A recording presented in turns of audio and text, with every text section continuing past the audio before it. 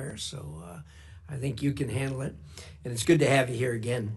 Under President Trump and your work at the department, this administration has accomplished incredible things in a short period of time. To name a few, a secure border, a ceasefire between India and Pakistan, continued pressure on both the Russians and the Ukrainians to end the war, and the return of American hostages from the clutches of Hamas. You've instituted a return to the Office for States employees and a return to a merit-based hiring system, ensuring the department can deliver for the American people. And of course, the Trump administration has sought to overhaul our federal spending, cutting much of the waste and abuse.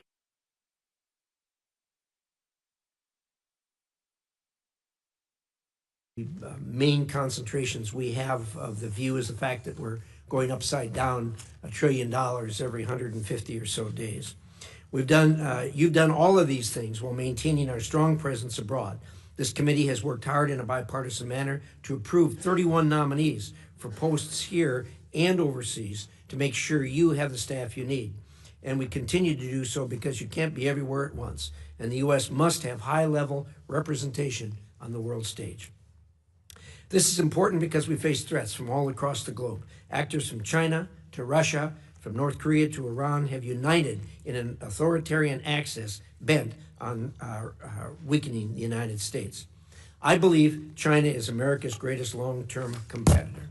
But the previous administration treated China like an ally we disagreed with rather than an aggressor that takes advantage of America and our allies at every level.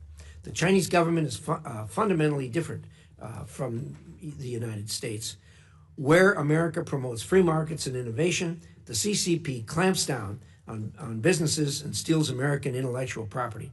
Where we believe that every person has God-given rights, the Chinese government commits genocide against Uyghurs and other minorities in China and harasses dissidents here in America.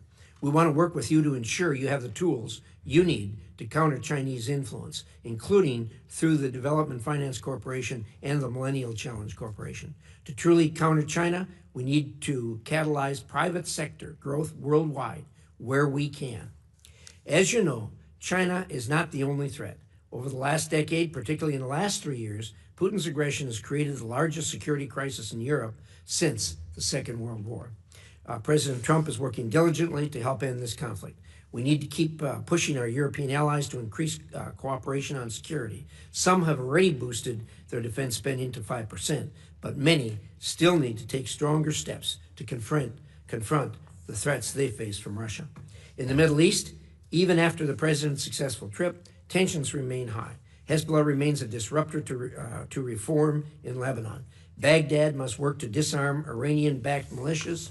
Israel remains under constant threat from Hamas and Iran's other proxies. And we all hope Syria's government lives up to the opportunity you and the president have given the country with sanctions relief.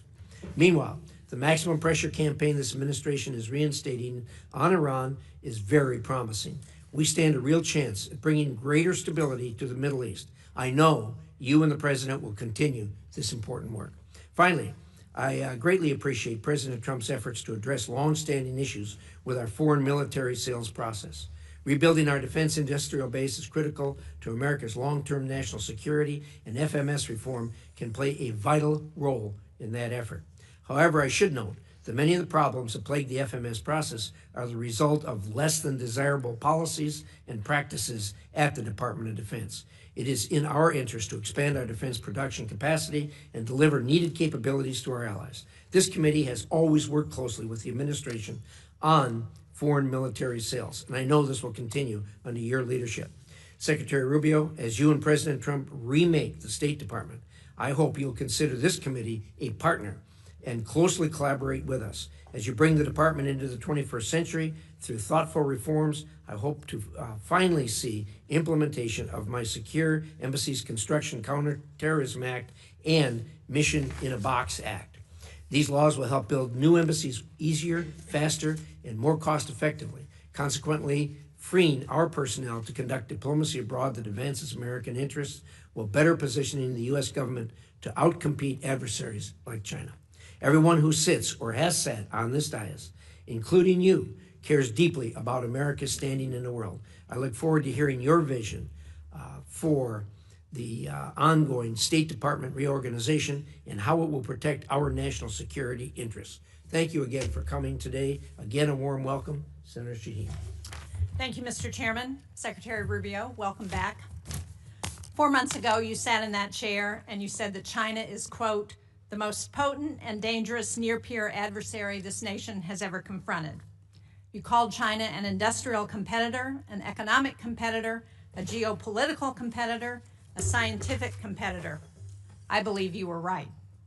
And yet, this administration has eviscerated 6 decades of American foreign policy investments, undercutting our ability to compete with adversaries like China. And Beijing is not just sitting back.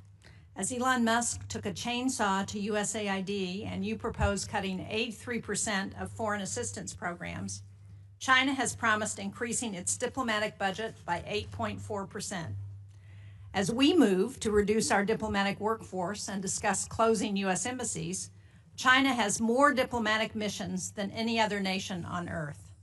And as the U.S. canceled PEPFAR, our most successful program fighting HIV/AIDS, China has been happy to replace our global health efforts across Africa and Asia. As this administration distracts from serious national security issues with threats against Panama and Greenland, Xi Jinping has welcomed Brazil's president and other Latin American leaders pledging more than $9 billion in investments. And as the U.S. has shuttered Voice of America and Radio Free Asia and crippled the State Department's ability to counter foreign propaganda, China pours billions into propaganda, spreading lies and eroding trust in the U.S. As this administration imposes tariffs on our closest allies, China is courting them in Europe, in Asia, and in our own hemisphere. Beijing is making the case that they are, and the term they are using is frightening, they are a more reliable partner than the United States. And it's not just our allies. Xi has deepened ties with Putin, shielding the Russian economy from sanctions. Because of that, and because President Trump has given away our leverage, Putin doesn't feel pressure to agree to a ceasefire in Ukraine. And for all the administration's talk, for all Elon Musk's promises, according to reports, DOGE has not saved a dime. CBS News reports that the federal government has spent $200 billion more in its first 100 days than it did last year. And according to the Partnership for Public Service, DOGE's cuts might cost American taxpayers $135 billion this year. This is in addition to the costs to American families and businesses stemming from the president's trade war. I recently met with a New Hampshire company that provides ball bearings to the aerospace industry. They do a lot of their business with defense. Their lead time for steel has gone from 20 weeks to 2.5 years because of the tariffs on steel. We can't support our defense industry with a 2.5-year lead time on steel. According to the Yale Budget Lab, consumers face an overall tariff rate of 17.8%, which is the highest since 1934. That's $2,800 per household each year. And these tariffs amount to the largest tax increase during peacetime in U.S. history. 4 months ago, Mr. Secretary, you said we were going to be safer, stronger, and more prosperous. But whether it's President Trump's deals with the Sinaloa cartel to let cartel members into the United States, or watching masked agents abduct a Tufts college student, I don't feel safer. With Canadians canceling summer trips to New Hampshire and hurting our tourism industry, I don't feel more prosperous. And after traveling to Ukraine and visiting the graves of people who were massacred on the orders of a Russian president, this administration has bent over backwards to please, I don't feel more secure. To your credit, Mr. Secretary, your trip and the statement from President Trump that he will be lifting sanctions on Syria was welcome news. And you've worked to restart some programs and grant waivers to others. But contrary to what we've heard, life-saving health and humanitarian aid is still not flowing in any meaningful way. My staff was just in Africa. We have photos of the empty shelves and closed down clinics.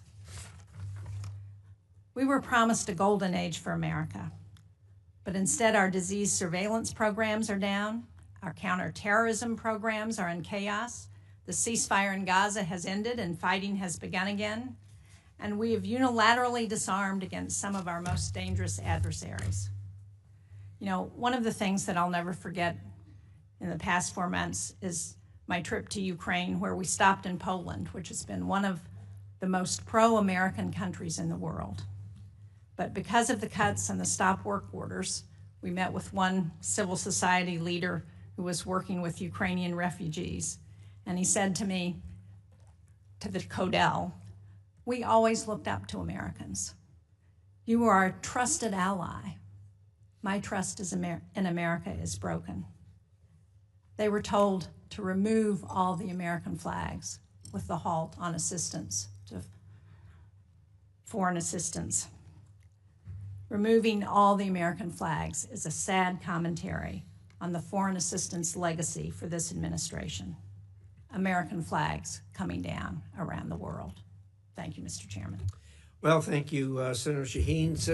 Or Secretary Rubio, there appears to be a modest disagreement in view of the condition today. It's your turn. Close the gap for us, please. Thank you. It's an honor to be here on behalf of the National Archives, and in addition to... Yeah. We don't have time for you to list. Okay, well, we'll focus on state today. I appreciate the opportunity to speak to you today. You know, when I came here 4 months ago, I told you that what I wanted was a State Department that was at the heart and soul of American foreign policy, that it was the single biggest driver both of action but also of ideas, and we're well on our way to achieving that. And the way I'll talk about some of the individual things we've accomplished during that time, but first let me explain sort of some of the processes by which we seek to arrive at it. The first is a reorganization of the way the State Department functions. And we have sort of previewed that with the committee and many of the individual members. Obviously, we'll have to we've taken input and are taking input now through the notice process. And then we'll come back to you with a formal congressional notification once. But we are taking a lot of the input, both provided by individual members and your staff, but also from inside the building. But if I could simplify, the goal is this, and that is... Yeah, all right. First...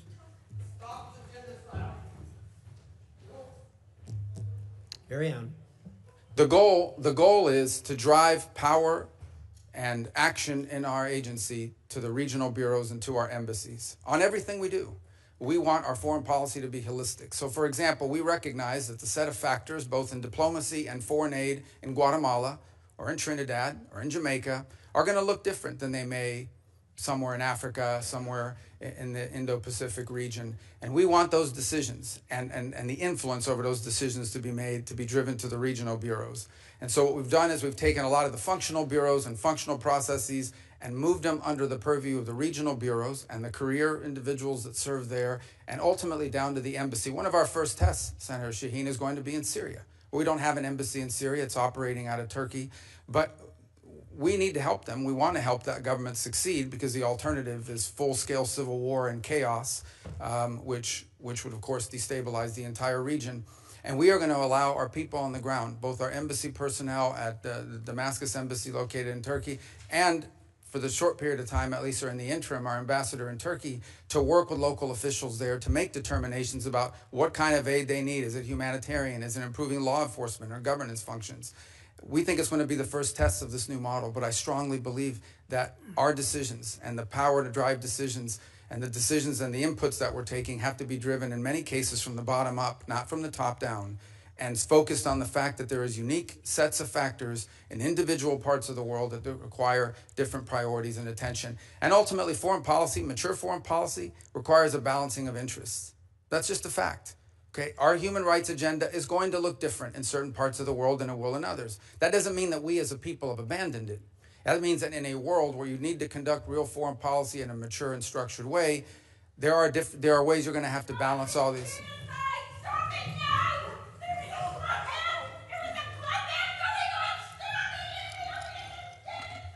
Actually, Senator Rubio, we're making progress. There's protesting in English now. Oh, remember that? Yeah. Remember last time. So we have to understand, and that's why we think it's so important that our regional bureaus be at the core and at the heart of everything we do. And so we feel good about that part of it. By the same token, I think critical to this are some of the reforms we're trying to make to foreign aid. And I said when I appeared before this committee, everything we do has to make us stronger, safer, or more prosperous. So we've undertaken a review of our foreign aid. And the reality is that there are many of these programs, they may have, some are good programs. Some make all the sense in the world, and we wanted to pursue those programs. Go ahead. Some of these programs make all the sense in the world, but frankly, on the priority scale, perhaps other programs are more important. Others, frankly, made no sense at all. We can talk about some of those programs today. We funded things around the world that made absolutely no sense. I will say this, even with the reforms we put in place and what we're suggesting is changes to our foreign aid, we still will provide more foreign aid, more humanitarian support than the next 10 countries combined, than the entire OECD, and far more than China. China doesn't do humanitarian aid. China does predatory lending. That's what Belt and Road Initiative is. That's what all of their aid. They have zero record of doing humanitarian aid in the world. And frankly, they don't know how to do it. They have no interest in doing it. What they're very good at is going into some country, making you a loan, and then holding that debt over your head. And that's what they continue doing. By the way, you have to hire a Chinese company to do it. So I don't agree with this assessment that there's no evidence whatsoever that China has either the capacity or the will to replace the U.S. in humanitarian assistance, in food deliveries, or in developmental assistance for that matter. We provide development assistance. They provide debt traps. And that's a point over and over again around the world that we've made, and we found receptive audiences to it. Now look, anytime you undertake reforms of this magnitude that needed to be made, you're going to have hiccups and you're also going to have controversy. But these reforms had to happen. At USAID, 12 cents of every dollar was reaching the recipient. That means that in order for us to get aid to somebody, we had to spend all this other money supporting this foreign aid industrial complex.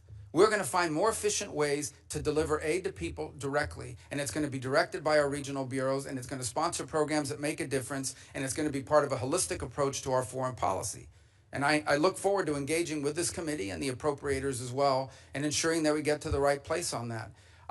My last point I would make, and this is something I am very proud of. I believe, and I'm not besmirching anyone else, but I believe that the approach we have taken at the State Department, and frankly at USAID, but at State Department, to move forward reforms that involved intake from all of our partners, that required input from people within the building. Many of the reforms we've made were driven by people inside the building, many of whom have worked there for 20 or 30 years. And now we are engaged with Congress, both in the House and Senate, in a comment period where we're taking many of your comments and are making changes to our organizational proposals that we look forward to bringing back to you with an official congressional notification. And even after that, there'll be an opportunity to move forward. But the State Department had to change. I'm telling you, it was no longer at the center of American foreign policy. It had often been replaced by the National Security Council or by some other agency of government, when in fact we have these highly talented people, many of whom have served in multiple posts around the world and have a holistic view of how foreign policy needs to be conducted, that were being edged out. Because you know what? When I get a decision memo early on at the State Department and they would hand me these memos, there were 40 boxes on this piece of paper. That means 40 people had to check off, yes, okay, before it even got to me. That's ridiculous. That takes too long. That's why people said, don't use State Department. They take too long and it's too cumbersome. And any one of those little boxes didn't get checked, the memo didn't move up the chain. That can't continue. We can't move at that pace in this world. Events happen quickly, and we have to be able to move at the pace of relevance. And so I hope to work with you in a productive way to make that possible. You're not going to like all the changes, but I want you to know what the intent of the changes are. It is not to dismantle American foreign policy, and it is not to withdraw us from the world. Because I just hit 18 countries in 18 weeks. That doesn't sound like much of a withdrawal. And I see some of these foreign ministers, including individuals from Ukraine, more than I've seen my own children. And I talk to them at least 3 times a week. We are engaged in the world, but we're going to be engaged in a world that makes sense and that's smart. And that isn't about saving money. It is about ensuring that we are delivering to our people what they deserve, a foreign policy that makes America stronger, safer, and more prosperous. Thank you.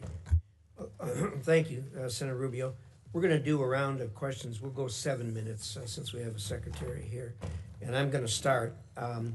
One of the things that you mentioned, and admittedly, what we're dealing with here is a large number of subjects. I want to focus on one that Senator Shaheen and I have worked together on, and that's the Syria matter.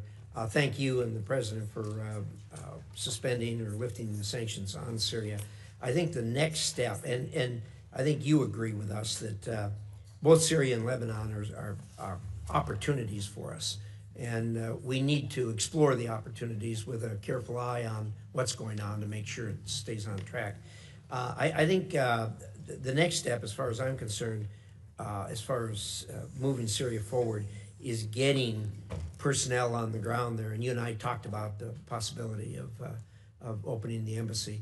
And I understand that this isn't a classified setting, but can you maybe describe for us the challenges of opening the embassy, why we haven't done it to this point, staying within the bounds of the Yeah, well, it's entirely driven by security concerns. By the way, it's not the transitional authorities. We don't think they would harm us, but there are other elements on the ground in Syria that we have to be able to protect our important people. point. And there are the ability, you don't just have to be able to get people in, you have to be able to get people out. We have all kinds of requirements that are there for a reason. If someone is hurt, do you have a medical evacuation plan? Can you secure a facility from an attack from an armed group, many of whom are still running loose in the country, unfortunately? It's one of the fundamental challenges the transitional authority is facing. On the broader point of Syria, I would say when Syria, if you look at the history of the region, when Syria is unstable, the region becomes unstable. And this has certainly been true after the Arab Spring led to the Assad rebellion against Assad, and that really destabilized the entire region. And then it turned Syria, frankly, into a playground for jihadist groups, including ISIS and others that used it to operate and to destabilize their partners. So you have this change in December. In my view, which I've discussed with many of you individually, is the bad news is that the transitional authority figures, they didn't pass their background check with the FBI, okay? They've got a tough history and one that we understand. But on the flip side of it is, if we engage them, it may work out, it may not work out. If we did not engage them, it was guaranteed to not work out. In fact, it is our assessment that, frankly, the transitional authority, given the challenges they're facing, are maybe weeks, not many months, away from potential collapse and a full-scale civil war of epic proportions, basically the country splitting up. The good news is that there is a Syrian national identity. It is one of the places in the Middle East where Alawis and Druze and Christians and Sunni and Shia have lived and Kurds have lived alongside each other underneath the banner of a Syrian identity until it was broken by a butcher, Assad, who pitted them against each other. So they face a number of challenges. The first is they are dealing with deep internal distrust in that country because Assad deliberately pitted these groups against each other. He claimed to be the protector of the Alawis and the Christians and pitted them against the Druze or whoever else he wanted to, and the result is a deep level of distrust. The second is the displacement, upwards of 6, 7, 8 million Syrians living abroad. Very successful, by the way, in the countries they go to. But we need to figure out how we can enable the transitional authority to create an environment where they come back home, where they can come back to their homes, where they can help rebuild their economy. But what prompted the president to move quickly on sanctions? Because we had a plan. We engaged with the foreign minister at the UN here in New York. We gave him a visa to come into the country. We allowed their finance minister to come to World Bank hearings or meetings here in Washington, D.C. The next step was I was going to meet with the foreign minister, and some of you may have met with him already at Munich, but I was going to meet with him in Turkey at the NATO gathering. But the president had an opportunity to meet with al-Shara, and frankly, he made a bold decision. I'll do it. I'll meet with them under the Saudis and the Turks that encourage that. And the rationale and the reason is we need to, right now, the most important thing is that partnering nations, the nations in the region want to get aid in, want to start helping them, and they can't because they're afraid of our sanctions. So they don't. The lifting of the sanctions, its most immediate impact will be to allow neighboring countries to begin to assist the transitional authority to build governance mechanisms that allow them to actually establish a government, unify the armed forces under one banner and the like. But I want to be frank, that won't be enough. With the Caesar Act, we can issue waivers, but these waivers, because of expirations on them, are not going to attract the kind of foreign investment. Ultimately, there's going to have to be something done congressionally or more comprehensively to ensure that if the right steps are taken, we can create an environment for private sector growth that begin to provide economic opportunity to the people of Syria. But one last point I would make is the outcome in Syria will have a deep impact on what happens inside of Lebanon, because Lebanon too has been hurt by a combination of clashes at the border, but also they've had to assume responsibility for some of these Syrian refugees. We believe that, by the way. So the combination, if you think about a region, let's say 2 years from now, where Syria and Lebanon are stable, that opens up incredible opportunities around the region for all kinds of peace and security and the end of conflicts and wars. Obviously, this is a big task. It's big picture thinking, but it's a historic opportunity and one that we are obligated to try to explore and see if we can make it work. Thank you. I appreciate that, and I think we're in full agreement with this, and it is a conundrum as far as the sanctions are concerned. We've got the 6 months, but as you say, the future, it's hard to predict the future since it hasn't happened yet, as Yogi Berra used to say. And there are real issues and risks in the future. We can take it a step at a time. You issued a visa to the foreign minister. Senator Shaheen and I met with the foreign minister in Munich. You issued him a visa to come to New York, which was important to meet with other heads of state. Do you have the ability to do that for the president also? Sure. I mean, we could, and there may be an opportunity to do that come the General Assembly of the United Nations. Yeah, probably will be, and I think that's important. Let me, we do hear a lot of complaining and renting of garments over cuts here and there on our foreign assistance. But the number you laid out is absolutely stunning. That the United States contributes more to foreign aid than the next 10 countries put together. I mean, that's an absolutely stunning number. So I guess what you're telling us before we feel too guilty about it, that we need to look around and compliment ourselves for what we are actually doing and have been doing for a long time. Fair statement? Yeah, there's no doubt. And we want to do it in a smarter, more targeted way. Lastly, let me give you a minute on PEPFAR. People talk a lot about the cutting in PEPFAR. And I think virtually everyone here supports PEPFAR. But you've done some things to it to make it better. Can you give us a short dissertation on that? Very short, please. 85% of PEPFAR is functional right now. I know there was some hiccups on the payment systems, not the waivers, the payment systems, because it goes to Treasury. Treasury has to push the money out. And there were some hiccups, which I acknowledged in conversations with many of you, but we have fixed that program and the money's flowing. So 85% of PEPFAR is functioning and is operating. There was reduction in about 15% of or individual pieces of the program, but PEPFAR today stands at 85% of functionality. And when I hear these stories about, well, the money's like, we're moving money out of the building every single day, 20 million one day, 35 million the other. I mean, money is moving out the door. It's going to somebody. Some of it is going to pay for work that was conducted in December, January, February before the freeze. So we are paying back invoices on some of them. But most of it, a lot of it, is going towards ongoing programmatic activities that are approved and that we've either through a waiver and or approval process are moving forward on. Thank you. Appreciate that. Senator Shaheen. Thank you, Mr. Secretary. I have a number of questions, but I first want to go back to what you had to say about China, because I agree that their efforts are predatory. But I think somebody may be missing what they are doing in response to our ceasing of foreign assistance in places. And Mr.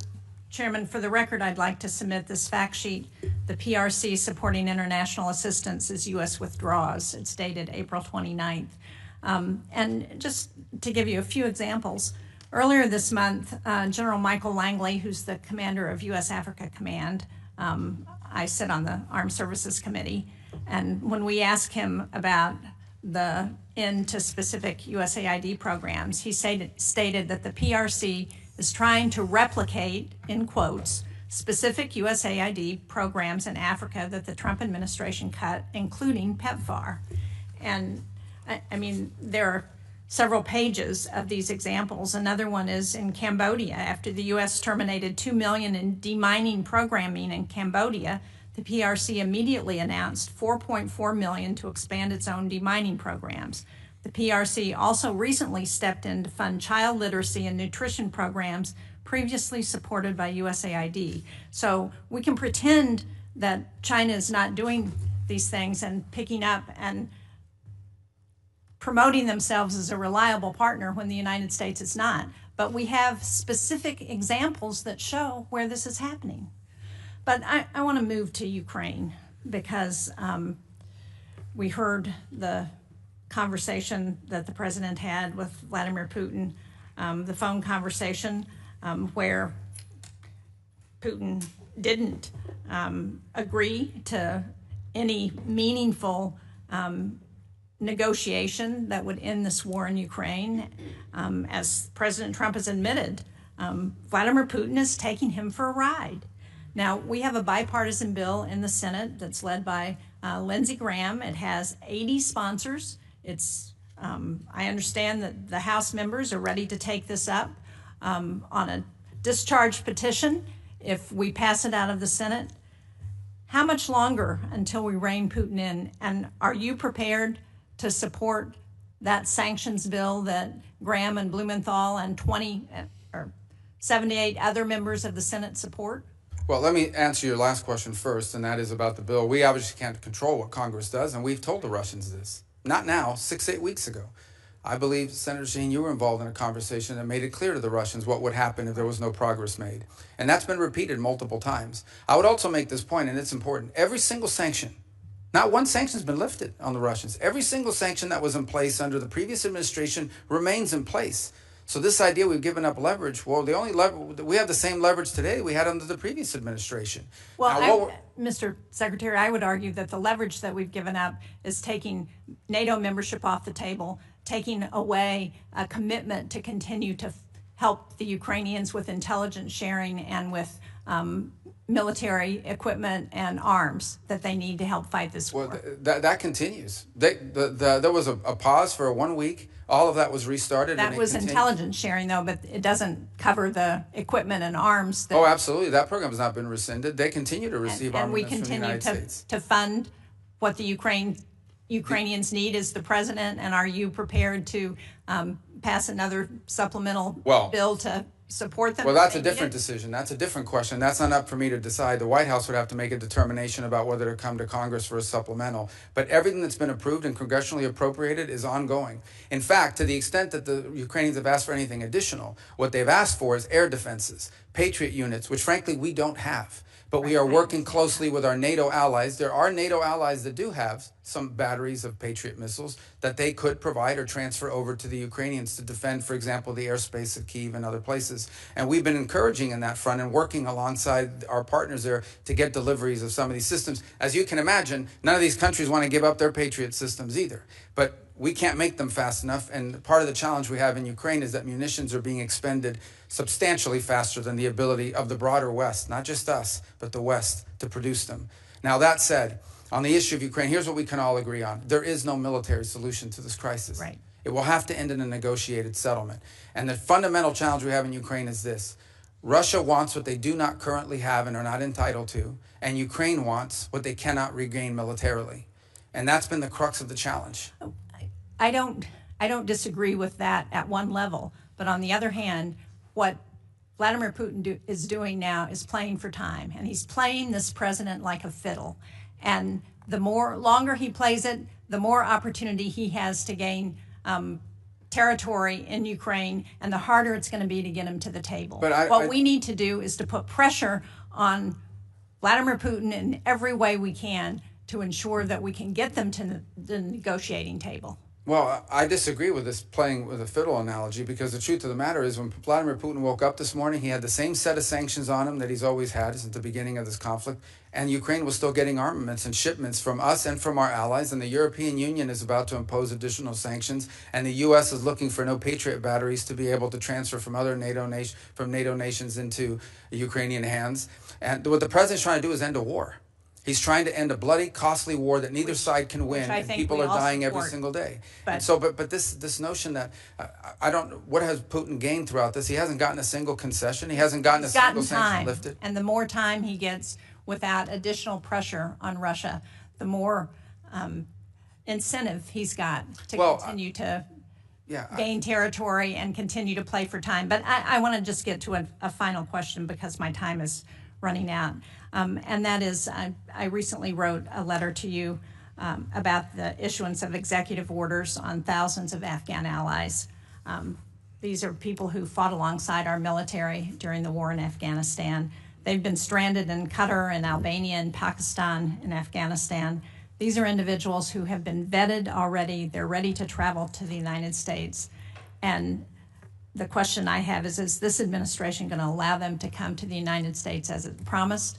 Because unless we're willing to keep our commitments to those people who were willing to fight and die alongside of us, then how can we ever ask people to do that again?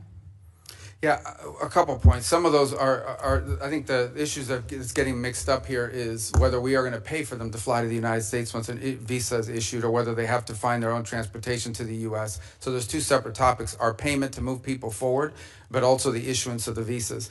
And when that is still going through an internal review as to who is going to be allowed in, there's been a review of the vetting process that's been used. Frankly, there have been some errors found in the previous vetting process that we're concerned about. And I'm separating out from that audience people who we have closely vetted because we've been working alongside them for many years with regards to their service alongside our intelligence forces or special operators on the ground from the broader. Remember, they're also bringing dependents with them. And so there were some concerns early on about freezing or slowing down this program until we could determine whether we were properly vetting people to come towards the United States. And that process is ongoing, and I think we'll have more concrete answers for you, which I know is not satisfactory at this moment, but we've obviously had a lot going on. But this is something that we've heard a lot from both our DoD partners and others in the intelligence community, and we're working to make progress on that.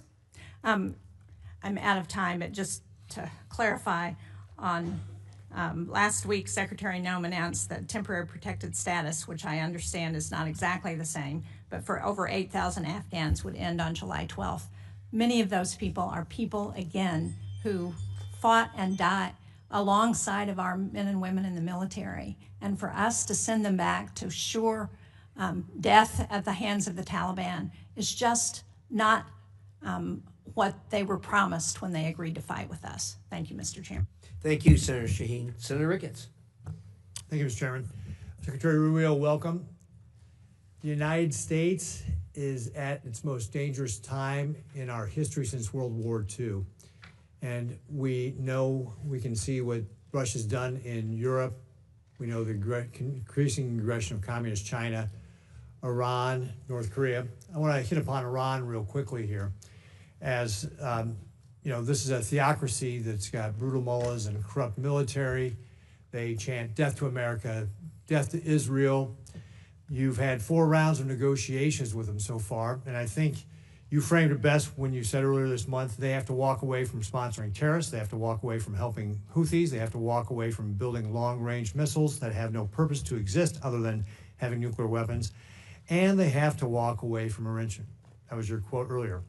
And that enrichment is particularly important, as you've stated, and Steve Witkoff reemphasized over the weekend, the ability to enrich at 3.67% for a civilian program. It only takes a few weeks to get to 90% for a military-grade weapon. Now, what I'd like you to just talk about real briefly is, what are you thinking about when you say they've got to get rid of their nuclear program, they've got to have complete disarmament? Is it still the policy that they cannot be allowed to enrich at all in Iran?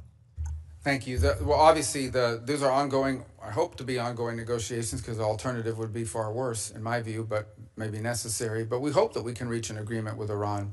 So here's the baseline that I've described to everybody on it. If what Iran wants is a civil nuclear program, energy, you know, the ability to develop nuclear energy, there's a model for that multiple countries around the world currently follow. And that allows them to build reactors and then bring in enriched material and use it to generate electricity. And that's a model that will be available to Iran potentially if they choose to take it. If, on the other hand, they want to retain enrichment capability. And I just described this because if anyone's watching this or in the future, this can get a little complex. All of you understand it, but for the general public, it's important when you get into the details of this. Once you know how to enrich at any level, all you need is time to be able to enrich at a higher level. And they've already proven the ability to enrich at a higher level. In fact, they have and are doing so now. In fact, their legislative branch passed a law requiring them to break JCPOA and enrich way beyond, almost well beyond 60%. So you're absolutely right. About 90% of the work of enrichment is getting to that 3.67 level. After that, the rest of it is just a matter of time, not to mention what the gap is from the 20% for medical isotopes, which is the other thing they insist upon. So the Iranian position is that they don't just want energy. They claim that enrichment is a matter of national pride. It is our view that they want enrichment as a deterrent. They believe that it makes them a threshold nuclear power and as a result becomes untouchable. And that is the crux of the situation we're facing right now. And there are other actors, and I won't go much deeper into it, but there are other nation states in the region that are also range from uncomfortable all the way to view as an existential threat the belief that Iran could ever be in a position of maintaining its enrichment capability in the long term that could quickly be weaponized. So that is the basis upon which we are negotiating with the Iranians. Our hope is that we can encourage them to show them a path towards prosperity and peace that allow them to develop their economy, that allow them, if they want, to have a civil nuclear energy program like other countries around the world have without enrichment. And it's our hope we can encourage them in that direction. The president has been very clear, and I won't elaborate any further, that they are never going to get a nuclear weapon. That is not going to happen. But I much prefer, and I would venture to guess all of you would much prefer, if we could reach an arrangement where they agree to this off-ramp, to this pathway towards prosperity and peace, as opposed to the road they have been on for the last 20 years. And it will not be easy, but that's the process we're engaged in now. Right, thanks. So let's go to communist China, because they're the greatest existential threat that we face as a nation. We both agreed last time you were before this committee that we need an all-of-government, not just an all-government, but we also need an all-of-society approach on how we face communist China. This was illustrated in a recent tabletop exercise that I did with Sarah Coons and others in them, talking about contingency where Beijing tries to do an energy quarantine on Taiwan to force them to capitulate. And obviously unlocking Americans' energy is one of the ways that we can help counter this with LNG and biofuels, some of our strongest tools to be able to help our allies and partners. Cutting red tape, unleashing American energy in the private sector, we're positioned to be an energy supplier here of choice. But we need the infrastructure in place, and that includes having a West Coast LNG terminal. Can you talk a little bit about what you're thinking about when it comes to this type of contingency with regard to an energy quarantine in Taiwan and how the administration would approach that? Well, first of all, it would be devastating. The U.S., as you know, has agreements in place and assurances it's made on maintaining the status quo in that region, and those will remain viable without trying to be alarmist here. We know what those are, and we hope that never happens. But I think the broader issue that you touch upon, which I don't think is widely understood, again, members of the committee who follows this closely understand it, but more broadly, is the dangerous imbalance that has developed between China and the rest of the world on a number of fronts. The first is on access to rare earth minerals, which they have secured access rights all over the world on virtually every continent. They are predominant and or leading in their access. And it's one of the points of frustration that I have. You go to a country and you see how much money we've given in humanitarian aid, but when it comes to rare earth mineral rights and exploited, rights to natural resources, it's all on the Chinese side. So where's the connection between the aid we give to help countries survive and the fact that the Chinese are going in and somehow from these governments, bribery or otherwise, getting a hold of all these rare earth minerals and leases and contracts all over the place, not just in Africa, in Latin America, all over the place. The second is processing. They process all these rare earth elements. So we are literally, if they decide one day we're going to cut the world off, and they've threatened to do so to some extent with these trade negotiations, you won't be able to build an engine in this country. You won't be able to build a rocket or any of the things that we use in daily life. This is a very dangerous situation that's developed that has to be addressed as well. A lot of it will require domestic changes in our own country and building up our own domestic capabilities, for example, to refine rare earth minerals and to process, but also just to make things. Pharmaceuticals, another dangerous imbalance. We were, all this talk about them getting close to the Europeans, they're dumping on the European market. They're dumping electric cars. They're dumping all kinds of products because they're overproducing. They don't consume. So they dump all these products onto the European marketplace. But you know what the Europeans are very concerned about? The Italians in particular? They used to lead the world in pharmaceuticals, at least in the precursors and the key elements and the basic ingredients. Now the Chinese dominate 80-something% of that industry. They could cut off our medicine. So I think when you talk about energy, I could apply that to a host of critical industries in the 21st century. If we don't address that imbalance, which is what we're hoping to do with some of the trade proposals, but also domestic matters that the administration is taking on, we're going to be in real tough shape here very soon if we're not already. Thank you very much, Mr. Secretary. I see my time is up, but I look forward to continuing to talk with you about how we can create this all-society strategy to be able to fight back against communist China, because you just laid out a lot of the things that we're at risk at, and we have to have a way to be able to push back on them so that they don't decide to try to take Taiwan by force or try to do an energy quarantine, which could lead to a war which would be devastating for everybody. Thank you, Mr. Chairman. Thank you. A sobering analysis of where we are on the supply chain. Senator Coons. Thank you, Mr. Chairman, Ranking Member. Thank you, Secretary Rubio. Look forward to 2 sessions together today. This afternoon, you'll be in front of the Appropriations Subcommittee. And I think there's going to be some themes across both of these. First, I think we all agree that China poses our single greatest geopolitical threat, and that we have no choice but to deter China across the board and to outcompete China. Senator Ricketts and I just traveled to the Philippines and Taiwan and saw directly the challenges that we face there and regionally. And you've recently had some significant successes, the DRC, Rwanda peace transition, the avoidance of escalation in India and Pakistan, the opening towards Syria. But I also frankly think that there's been a real lack of coordination and some serious harm to our standing in the world with some of the countries that we have worked most closely with over decades. The DOGE-driven, abrupt, and largely illegal cancellation of billions of dollars of contracts for humanitarian relief and aid, and the disrespect and the dismissal of thousands of AID staff and our NGO partners stands in sharp contrast to the state reorganization process you just presented on in your following.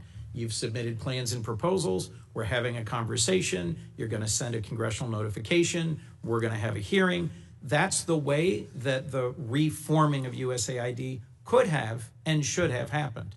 And so I just at the outset had to say, as someone who spent 15 years traveling the world, visiting both our partners and allies, looking at independent or semi-independent agencies like the MCC and the DFC and their role, and visiting NGO partners and the USAID, I reject the broad characterization of them by Elon Musk and DOGE as criminals who were wasting taxpayer money.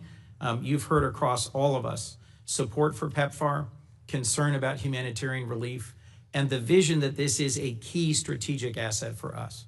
It's my hope that we'll work together to actually make real a more effective, focused, and sustainable foreign aid component to what STAID does, and sustaining organizations that we help build together, like the MCC, the DFC, and the Global Fragility Act. So let me turn to this for a moment. My colleague, Senator Shaheen, made reference to places in the world where the CCP and the PRC have stepped forward. I agree, they're never going to deliver humanitarian aid the way we used to, and with the breadth, depth, and effectiveness that we have.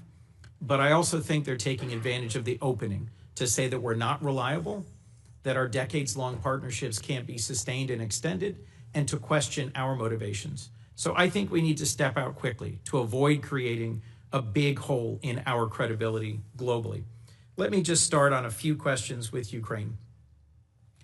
The previous administration worked closely with our partners and allies in Europe on sanctions to tighten them, to close loopholes, to extend designations. Are you continuing to do that? Work with our allies? To tighten the sanctions? Yeah, so, well, first of all, the Europeans have their own set of sanctions, and we've coordinated with them very closely. In fact, the president had a call with at least 6 leaders from Europe yesterday. I had meetings with what we call the Quint, that include Italy, Italy, France, the UK, the Germans, the French. So we are in constant contact with them on the work that they're doing. And they're proceeding along their own route. And in fact, in our conversations in the past with the Russians, we made clear to them that the Europeans and ultimately will have to be at the table because they have their own set of sanctions that they're imposing. So the answer to your question is we have worked very closely with them. The president understands fully the options he has available to him, some of which are represented in the bill before the Senate. In the bill before the Senate that Senator Graham and others have led and that I co-sponsor, I think we have an opportunity to put more pressure on Russia and to push Putin to get to the table and to agree to a just and enduring peace. Do you support that sanctions bill? And do you think we should continue to arm Ukraine and to strengthen the sanctions against Ukraine in order to create the conditions for a real negotiation? Yeah, look, it may come to that point. If, in fact, it is clear that the Russians are not interested in a peace deal and they just want to keep fighting a war, it may very well come to that point. The president has made that in the past. Our belief, the president's belief, is he believes that right now, if you start threatening sanctions, the Russians will stop talking. And there's value in us being able to talk to them and drive them to get to the table. Like, we'll see. Look, they have to do this. No one's claiming that this is a guarantee. President Zelensky reversed himself, showed up, was ready and willing to negotiate. And Putin, I think, my view, continues to play for time. Well, so I hope that we can work together to put more pressure on Putin to get to the table and to resolve this. The other thing that I see clearly, and I think many of my colleagues do, is that what happens in Ukraine sets the table for what happens in the Indo-Pacific. That there's an increasing coordination between the Russians, the Iranians, the DPRK, and the PRC. Do you see that as well, Mr. Secretary? Well, we remind our European allies every day that were it not for China, Russia would not be able to sustain this. And they're fully aware of that. And obviously, we all understand the presence of the North Koreans and the Iranian role in this as well. But by the same token, I would say, well, there's a flip side to that, and that is every minute we spend, every dollar we spend on this conflict in Europe is distracting both our focus and our resources away from a potential for a much more serious, much more cataclysmic confrontation in the Indo-Pacific. So the answer is yes, they are related, but they're related both ways. They're related on the one hand by the precedent that it could set, but they're also related by the fact that every minute that we spend on this conflict that cannot be won by military means, every resource that's expended into it is money and time that's not being spent on preventing a much more serious confrontation from a global perspective in the Indo-Pacific. You made the point earlier that, in your view, we did not coordinate well enough between countries where we for decades had done humanitarian aid, disaster relief, public health work, and countries that ally with China in terms of resource mining and processing. One of the countries we visited was the Philippines. The Philippines is the most disaster-prone country on Earth. They have more typhoons, volcanoes, earthquakes than anywhere else, and they are a treaty ally of the United States. Yet we abruptly canceled a whole series of programs that provided disaster assistance, development assistance, and humanitarian aid. My hope is that we will work together to follow an appropriate and legal process to reform foreign aid and to align it with our values and priorities. I've long seen the MCC and the DFC as critical components in pushing back on what you correctly perceive as the PRC's extractive engagement with much of their region. What do you see as the future for organizations like the MCC and the DFC? And when we next speak this afternoon, I'll be pressing you on the America First Opportunity Fund and understanding how this nearly $3 billion Agile fund will fit into the picture for the future of aid. Yeah, on DFC, we don't control those two entities. They're independent. They're both undergoing a review. DFC, I think, has the opportunity to potentially even expand. That's not a commitment, but I'm telling you there's talk about that. On Millennium Challenge, I think that I saw some reporting out there that it was being imploded. My understanding is the way it's being approached is that it's being reformed but not done away with. It was actually created as an alternative to the way we did aid with USAID. And so there's work happening on both of them. So my personal view on DFC is I think DFC has an opportunity to perhaps do more. And it's the sort of investment we want to make around the world in the way it's structured. And on Millennium Challenge, it's undergoing a review right now, but the review is designed to improve it, not to eliminate it. Well, we should talk more directly about that. I'm concerned that what's happened in other agencies is happening there. The overwhelming majority of the headquarters staff being suspended or fired, and then compacts eliminated more quickly than it's being reformed. Same thing with global communications through USAGM, Radio Free Europe, Radio Free Asia. I'm concerned that we are conceding spaces to the PRC when we should be working together on a shared objective, which is to deter and compete successfully with the PRC. Thank you. Senator Curtis. Thank you, Mr. Chairman. Mr. Secretary, as you talked about visiting 18 countries and not being with your kids, I had a pain of guilt with you being here today, but thank you for making this a priority and being with us today. This might surprise some of my colleagues and maybe even you, but for the last several years, I've led a Republican delegation over to the Conference of the Parties, COP, and I believe that a Republican voice is really important at that table. I would point to issues, for instance, like nuclear. When I first started attending COP, nuclear was out of power, and we were shouting from the housetops that we had to have nuclear power, and I think that's shown the influence of a Republican voice over there. Your agency has done, and I applaud, a lot of reduction in cost cutting. Part of that's been the State Department's Office of Global Change, which would normally handle the COP arrangements. I'm wondering who we would work with, and if you've given any thought of who we can coordinate to make sure the U.S. and that we have a good presence over there in Brazil. Yeah, so that'll be rolled into our Economics Bureau in the restructure. And I think on the energy front, it's actually going to be at the forefront of foreign policy for the next 100 years. One of the reasons why just AI alone and AI development alone is going to put a strain on the amount of energy that it's going to take to produce AI and AI-driven innovations we just don't produce enough global energy to meet it. And so it's going to provide two things: the strategic opportunities for nations that can deliver cost-efficient energy and in a sufficient volume. It's going to become an enormous opportunity for these countries to be leaders in the AI space. But the other is it's going to put a strain on everybody else because it's going to use up those energy resources. So we need to be at the table to have conversations about how, not just what our role in energy is, but how we help invest or partner with countries that have a supply of energy. So as an example, Paraguay has a hydroelectric plant right now, and they were in a long-term deal with Brazil where they sold them 50% of the energy being produced. That deal is now expired. They're trying to figure out what to do with the 50% of electricity generated by hydropower that is no longer going to be going to Brazil. And they can't put that in a tank and ship it overseas. So someone, if they're smart, is going to go down to Paraguay and open up an AI facility. Guyana has just made extraordinary discoveries on natural gas and oil. This is a country that's going to become incredibly rich very quickly and has an opportunity to both invest that wealth to develop their society, but also become a platform for other industries that could help strengthen the region. For the sake of time, I just would love to work with the State Department on that, make sure we have a good presence for that message. I also believe the United States can carry a message that you don't have to give up affordability, you don't have to give up reliability, and we can also be clean. I think that's a really strong message for us. Foreign assistance has been talked about a lot today, and I'd like to just point out that there are a number of philanthropic entities in Utah. We have the Church of Jesus Christ of Latter-day Saints who are really ready to stand up and go to work. I know Catholic Charities, there's many like that, and just want to make sure you're factoring those into kind of your rebuild and restructure. I know there are a lot of people like that ready to jump in and be part of this.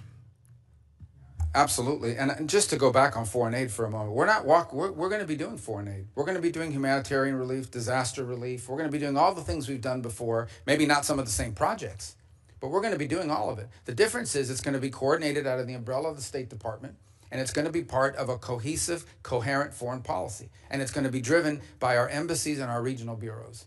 So in the case of the Philippines, which was brought up a moment ago, we're going to rely not just on the region, the bureau here in Washington, but in our embassy on the ground to help us every single year construct what aid needs to be delivered, be it humanitarian or disaster relief or the like, to that country. And that's been missing, that sort of cohesive approach to how we treat foreign aid as a tool in our broader toolbox, as opposed to its own toolbox altogether. We want to make it part of our broader toolbox on foreign policy. Yeah, and I think my only footnote is, as we do that, let's keep in mind that many people are willing to participate and be part of this without a drag on the U.S. tax dollar that I think can complement the vision that you just laid. I've had the opportunity to work with you on the House side on some legislation and to some degree fill some of your big shoes here on Taiwan and Hong Kong. And I just wanted to touch on that briefly. I know Senator Ricketts brought up Taiwan with the recent implementation of more national security laws and the blockade-style drills around Taiwan. How can Congress better work with you and your department to support you and make sure we're doing everything that we can do? I mean, unfortunately with Taiwan, I think with Hong Kong, as we've seen, is its autonomous stand. I think our law now reflects that is no longer real. It is basically an extension of, and I think one of the great examples of that is a company named Hutchison Ports, which is headquartered in Hong Kong. And they control two of the main facilities, the two main facilities on the Panama Canal. And everyone was saying, well, they're not a Chinese company. They're not Chinese. They're a private Hong Kong company. Well, when Hutchison Ports decided they were going to sell, all of a sudden the Chinese government's put all kinds of pressure on them and has slowed down the deal. So how can it be if this company is an independent Hong Kong company, why do they care what the Chinese authorities think? Well, the reason is because they are under Chinese control and Chinese influence. And the fact they're headquartered in Hong Kong is no longer a protection from that. So I think it's important for us to understand Hong Kong cannot become a place where China can evade, be it sanctions or restrictions, by simply hiding behind some company who has an address there. It is sadly, tragically, and unfortunately, fully under the control for national security perspectives of authorities in Beijing. And sadly, as part of that, has lost all of the values that were in Hong Kong before, of a free press, of free people. That went with that as well. Yeah, those are incompatible with authoritarian rule. Good. Thank you. Thank you for being here today, Mr. Chairman. I yield. Thank you, Senator Curtis. Senator Murphy. Thank you very much, Mr. Chairman. Thank you, Mr. Secretary, for being here. Before I ask my questions, I just ask that after this hearing, you go back and reconsider a claim that you made in your opening statement. It would certainly shock Americans to hear that only 12% of our foreign aid reaches recipients, needy recipients on the ground, the people who need the help. That is not actually an accurate number. That is the amount of our aid that goes directly to local groups on the ground. But as you know, most of our aid runs through bigger international organizations like Save the Children.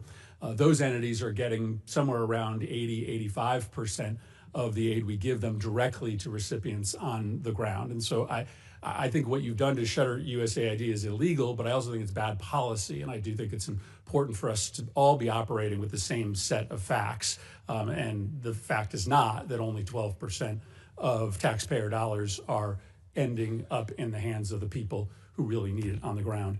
Mr. Secretary, I wanted to talk to you about the president's personal business interests. During his first term, he made the decision to not enter into any new business deals during his presidency, that Trump-affiliated businesses would not enter into any foreign business arrangements. And that made sense because obviously it can be confusing for foreign governments to know how to try to win favor with the U.S. government if they have one route, making concessions that are good for U.S. national security, and they also have another route, which is perhaps helping the president's business interests. The president obviously changed that policy, and in this administration, his business interests are announcing new agreements and new investments into those business interests by foreign governments. And I think it stands to reason that creates a real problem for foreign policy, and it creates a problem for foreign governments in which they don't exactly know what the best way is to try to get on good terms with the U.S. government and with the White House. Is it to do what's right for American national security, or might it also be to do a business deal with the President of the United States or the entities that he controls? Just to clarify, when the President's businesses are engaged in negotiations, for instance, with the UAE on their stable coin business, there was this big investment announced recently. You are not part of those negotiations. Those are being done by the president's family or those representing the president's business. Yeah, I'm not aware the president's involved in managing any business. He's other than the presidency of the United States. His family is allowed to make business deals.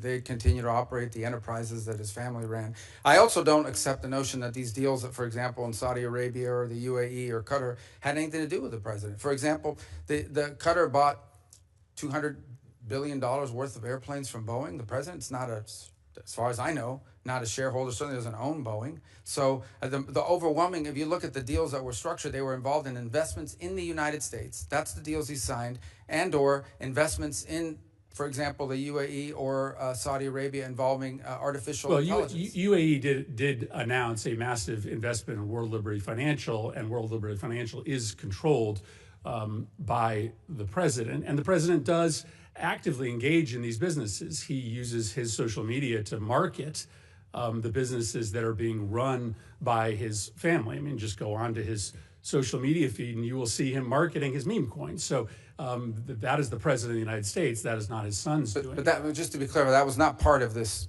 That was not an announcement as part of this trade visit that was conducted into the Middle East. Well, whether or not it was made during the time the president was there are obviously business deals being done between Trump entities and these countries. Let me ask you about the one that is probably most confusing to this committee, which is the planned gift of a plane to either the United States government or the president.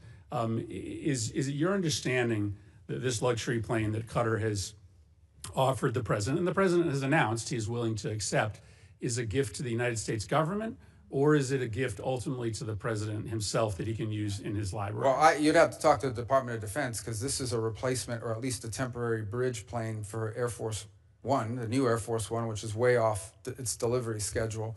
And so that would have to be with the Air Force. They operate Air Force One. My understanding of it basically has been from the very beginning that this is a plane that was identified after talking to Boeing about what other planes around the world would fit the bill that are out there that could be used now. They identified the ones that Qataris had as an opportunity for one, and as a result, or the UAE had that as opportunity for one, and that's how that. And it's not your understanding that the plane ultimately will belong to the president or to the president's library after. Well, I'm not involved at that level of it. I've never heard that before. What I've heard is that plane will replace Air Force One, which is an Air Force plane. Let me ask you about the dinner that's happening this Thursday night. The president has offered access to him to the 200 top purchasers of his meme coin. Reports are that maybe about half or more of those individuals who will be meeting with him, many in a VIP reception, are foreigners. Do you have a list of those foreign individuals who will be meeting with the president? I don't. I don't know anything about it. I didn't even know there was a dinner on Thursday night, so I'm not sure what you're referring to. So you don't know whether any of the foreign individuals who are going to be meeting with the president this Thursday night, for instance, are on our list of sanctioned individuals, or whether any of those individuals have connections to, let's say, terrorist organizations abroad? Well, I think if they had terrorist links, the Department of Homeland Security probably would not have allowed them into the country. But I don't even know there is a dinner on Thursday. You're asking me about something I don't know about. Well, but listen, this is a dinner that the president is having. It is likely going to involve some very significant foreign interests. You have to be pretty wealthy in order to be able to get inside this dinner. Isn't that a relevant question for the Secretary of State? Yeah, I'm not the social Which foreign secretary, interests are going to be speaking to the president? I mean, it's kind of naive to believe that they aren't going to be in that room talking about national security matters. Well, I don't think that that's the case at all, because I would be aware if it was the case. The truth of the matter is I interact with government officials and others in governments of other countries. That's what I'll tell you, you're asking me about a dinner I don't know anything about. I can't answer you because I don't know anything about this dinner. It's the first I heard of it. Like I said, I don't keep the president's social schedule. It's not on my phone. It's not in my pocket. I don't even know. I can't comment on a dinner I know nothing about. Yeah, I think that represents a real problem for this committee, because there is clearly a way around the State Department for foreign individuals of significant influence and wealth to be able to directly lobby the president of the United States. But I don't think your that's answer fair. is that you don't know this is happening. Well, I don't know that there's that a dinner. in and of itself is. I don't know that there's a dinner, and I don't know what the guest list is. But I can tell you, I've run into the president of FIFA from the World Cup. He's here all the time. I see him. He's a private individual. It's not a government entity, and he's met with the president and is friendly with the president. He doesn't have to go through me to meet with the president. The president has relationships and friends and people he's known for a long time. Some of them are foreigners. That's not unusual. Yeah, but you're asking me about a known for specific dinner time. and These are implying nefarious individuals who just impact. walk their I way can't into comment on a meeting on with a the dinner. president. I think you should probably endeavor to get your hands on the list to make sure that there aren't individuals there who are perhaps contravening national security interests that the Well, I don't think Department that's, of I don't State have any is concern about that. prioritizing. Ultimately, I don't have any concern that the president having dinner with someone is going to contravene the national security of the United States. Thank you, Mr. Chairman. Thank you, Senator King. Thank you, Mr. Chair. Thank you, Mr. Secretary. In response to an earlier question, you sort of posed a question back. What is one thing that has happened during the Trump administration that has strengthened Vladimir Putin's hand in Ukraine, mentioning that the sanctions were still in place? I just would like to introduce for the record an article dated February 28 from NBC News titled "State Department Terminates U.S. Support of Ukraine Energy Grid Restoration." That'll be entered in the record.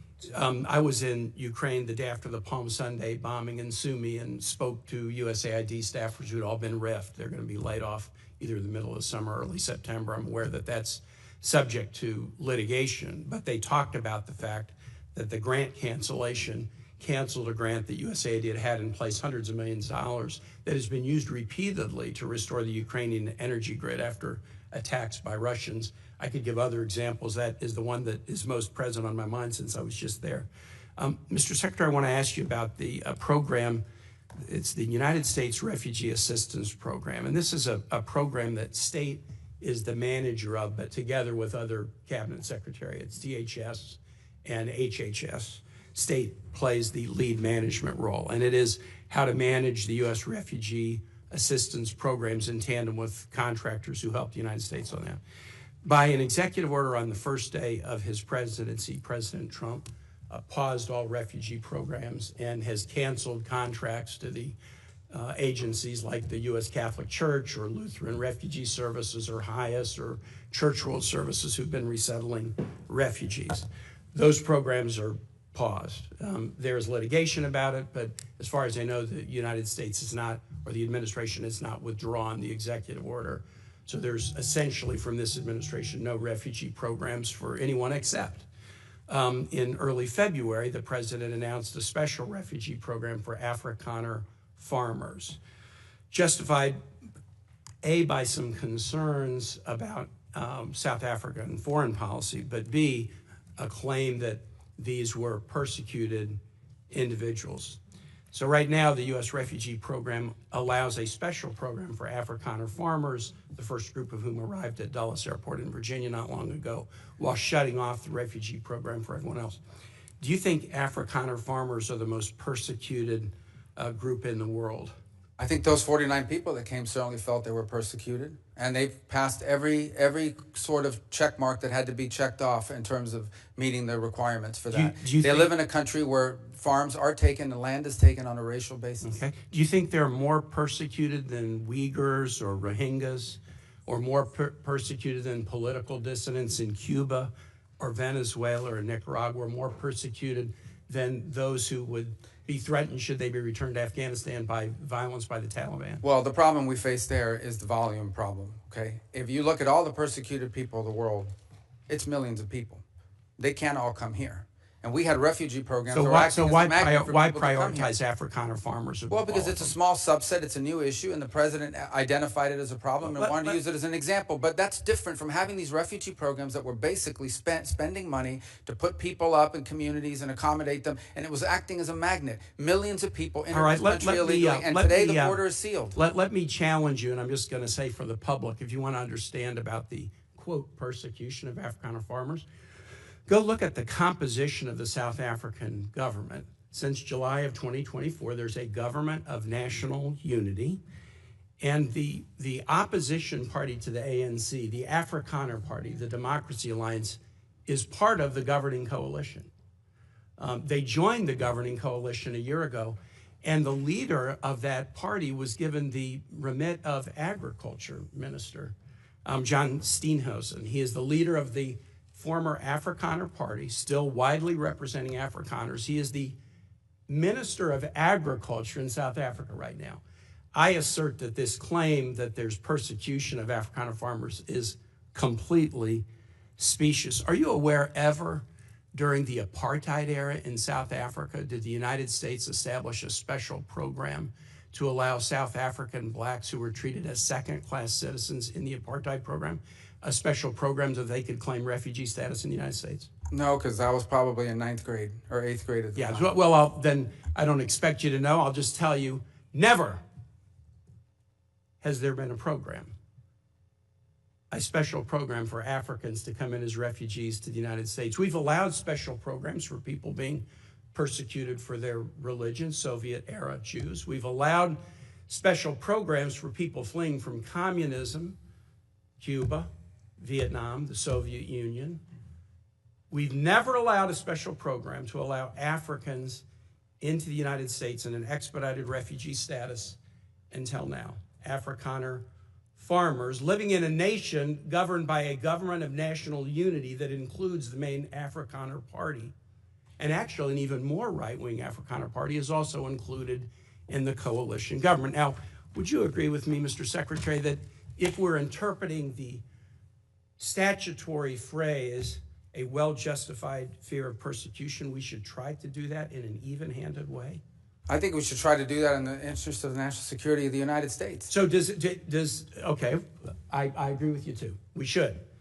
Should we try to do it in an even-handed way? So for example, should we say, if you're persecuted on the grounds of your religion, we'll let you in if you're a Christian, but not if you're a Muslim. I think that the United States has a right to allow into this country and prioritize allowance to who they want to allow to come in. But I think But I'm going to ask you, what? Yeah. So a well-justified fear of persecution. Yeah, You they don't thought think that their means- farms you were don't being think burned that down and they means would be anything? killed. I think that's a pretty good justification for wanting to come. They're Okay. afraid for their lives. And should it be applied in an even-handed way? That's an easy. No, our foreign policy doesn't require even-handedness. It Well, wait, requires but prioritizing the the interests of the statutory United States. phrase says you are entitled to entrance as a refugee if you demonstrate a well-justified fear of persecution. No, you're not entitled, So you're can allowed. you have a different standard based upon the color of somebody's skin? Would that be acceptable? Well, I'm not the one arguing that. Apparently, you are, because you don't No, like the fact that they're I'm white, just and that's why asking they're you to coming. say that that would be unacceptable. no, That I would say that seem the to United be a States- very easy The thing United to States say, has a right to pick and choose who they allow into the United even States. based on the color of somebody's skin. No one's. You're the one that's talking about the color of their skin, not me. These You're are people whose refusing to farms were being acknowledge burned that down it and they were should be killed because of the even-handed. color of their skin. Well, Not because I'm- they were- Well, you've demonstrated enough because you think anyone should be allowed into this country for any reason because they met a certain Who has criteria. said that? We are going to prioritize people that come into our country on the basis of what's in the interest of this country. That's a small number of people that are coming. But in you that said particular case. this weekend that But there in would other be more. cases, it's harder to vet. In other cases, it's more difficult. And by the way, the United States admits people every year. 1 million people come to this country every year legally. 1 million. And people now a year come to this there country is one legally. group No of other people country that in the have world an is nearly as easy generous. pass into this country. For the first time, this administration has said Afrikaners get an easy pass and refugee programs for the remainder of the world are shut off. And you can't say to the American public that we should apply this statute in an even-handed way. No, I I'm think it shocked should be at that, applied in a and I way. yield No, you back. shouldn't be shocked. It should be applied in the national interest of the United States. Our immigration policy should be based on the national interest of the United States. Period. End of story. If there is a subset of people that are easier to vet, who we have a better understanding of who they are and what they're going to do when they come here, they're going to receive preference, no doubt about it. There are a lot of sad stories around the world. Millions and millions of people around the world. It's heartbreaking. We cannot assume millions and millions of people around the world. No country can. So you have to have a process of deciding who do you prioritize, who do you allow in. We do it all the time. We do it in our immigration system now under our current laws. Unfortunately, it's primarily based on family connection and not on what they're going to contribute to the society from a merit standpoint. That should be changed, but that'll require statutory changes. But the bottom line is this notion that somehow we have to accept anyone who wants to come to the United States is absurd. No country in the world has an immigration policy like that. And no one is arguing that we should. I yield back, Mr. Chair. Thank you very much. Senator Daines. Secretary Rubio, it's great to see you here today. Very proud of what you're doing in your role. Grateful to call you a friend and to watch what you're doing now around the world with working on the president's agenda. Secretary Rubio, I want to talk about energy for a moment. Our allies in Europe are waking up to the security and economic threats posed by their reliance on Russian energy. Despite some progress, many of our European partners still are hesitant to diversify their energy portfolio, energy sources, and ensure they can literally keep the lights on.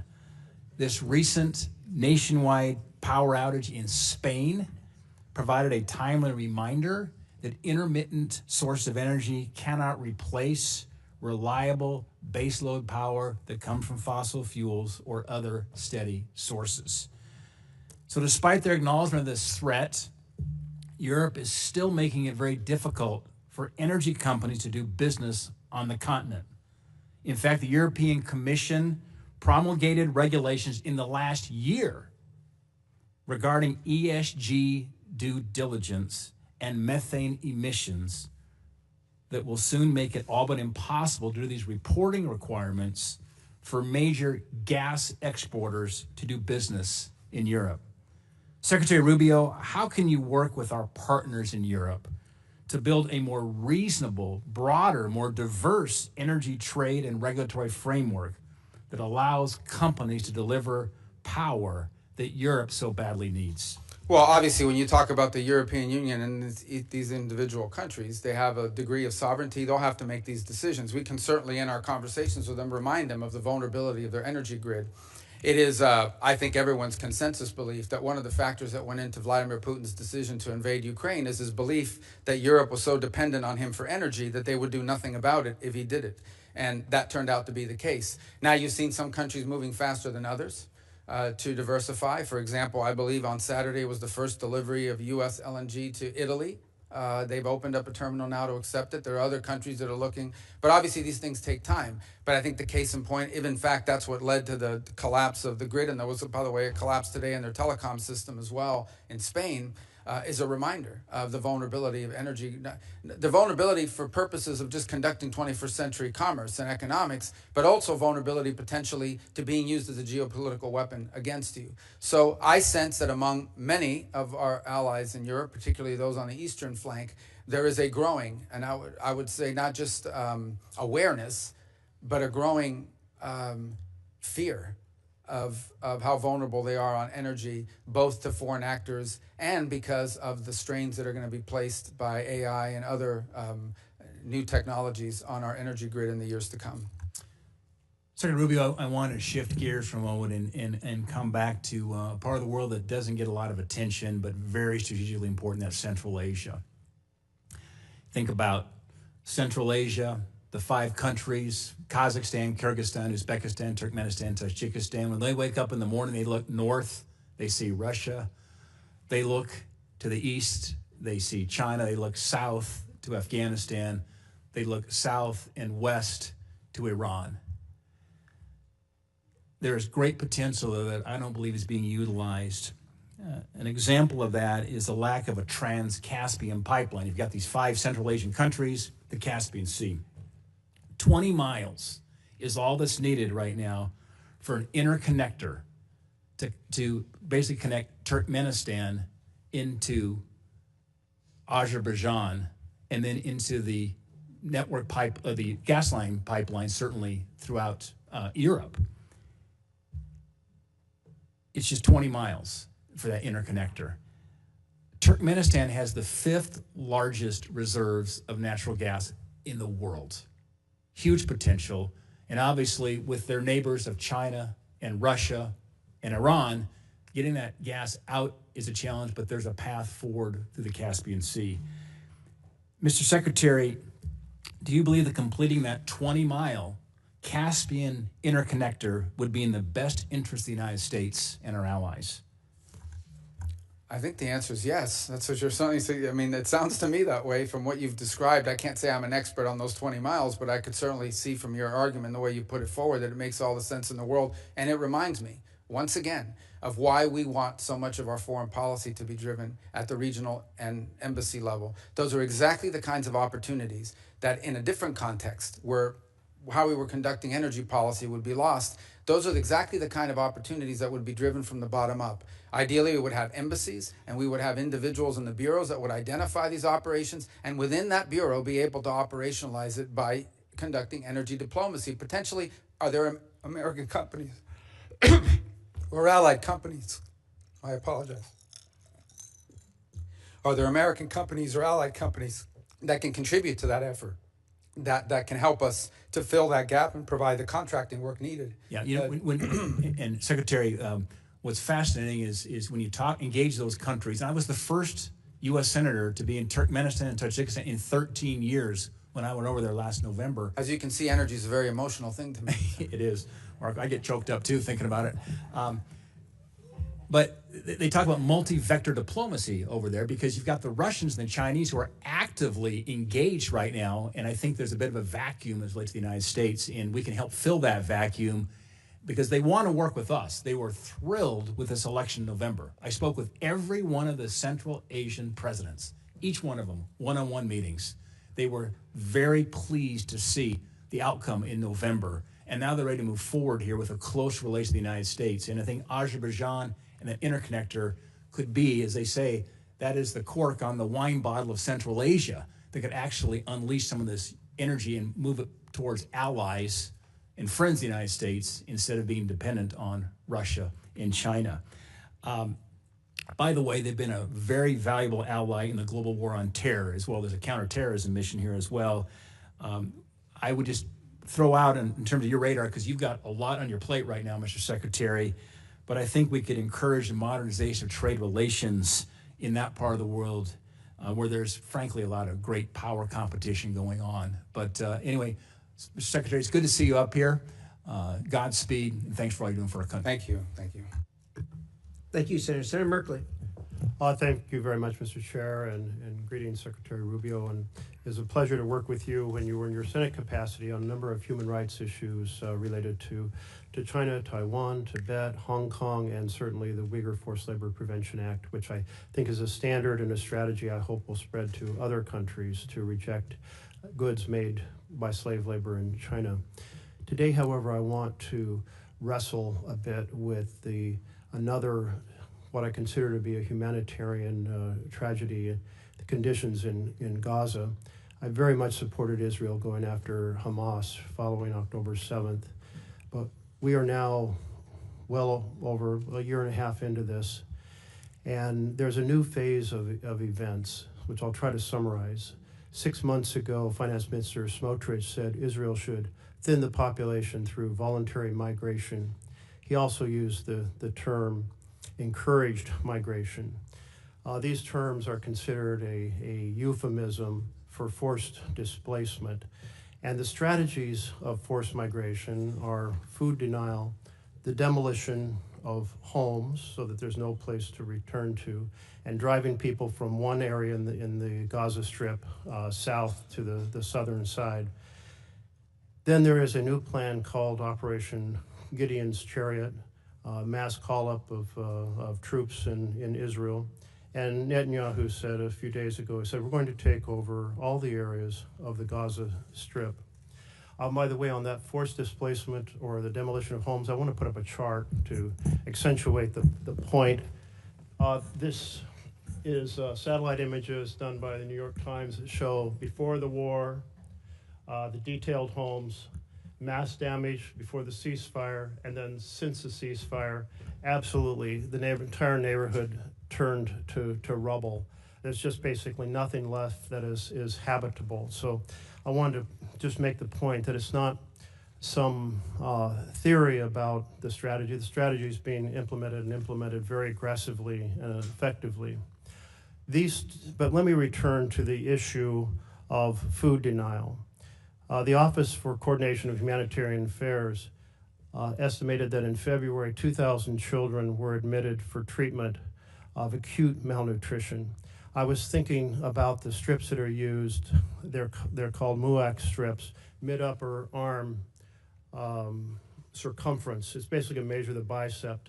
And I saw them I went to areas that were under starvation in Africa, and I saw these being used, and you'd see a child, and you would think this child is just maybe 2 years old, and they'd be 5 years old, and their arms as thin as toothpicks. And I was struck when a UN health representative returned and said, and I quote, "I've seen them in the wards," referring to the hospital wards, "a child of 5 years old, and I thought he was 2 and a half. So Ulcha said 2,000 children, acute malnutrition. That's a nice way of saying we're starving. In March, there were 36 children admitted for acute malnutrition. The denial of food the blockade began March 2nd, so the numbers are undoubtedly up much higher in April and now into May. The World Health Organization reported a couple days ago that 57 children had died from the effects of malnutrition. That blockade shows signs of being changed. Netanyahu has made some public comments. He said, "We will not stand by." Let's see. "We cannot reach a point of starvation for practical and diplomatic reasons." He went on to say that mass starvation is a red line that could cost Israel support from the U.S. He didn't say it was a humanitarian problem, but support from the U.S. And yesterday, 5 trucks went in, and there's a plan to get up to 100 trucks. But 5 trucks is 1% of the amount needed for daily food supplements, and 100 trucks is still only 20% in an area that's already extremely hungry. This has led Canada, France, and Britain to say we cannot stand by while the Netanyahu government pursues these egregious actions. The level of human suffering is intolerable.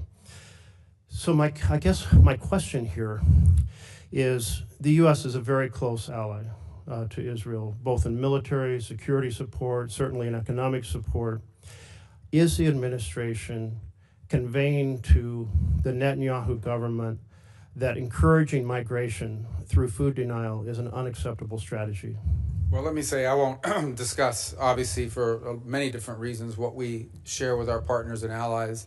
But I will walk you through some of the steps you've rightly outlined, what has happened over the last... It's not too long a speech, because I'm really trying to get where our administration is standing. Well, I'm still trying to get the Senate out of me, so I still talk longer than I should, so I'll be more brief. I'm going to have to reclaim some time, but go ahead, try to keep it very... Well, you want me to answer? I do want you to answer, but hopefully answering the question is pretty simple. Does the U.S. consider this an acceptable strategy of encouraging migration? Well, I would say that we were pleased and to see that aid is starting to flow in again. I understand your point that it's not in sufficient amounts, but we were pleased to see that decision was made. I understand another 100 trucks are behind that and maybe more in the next few days.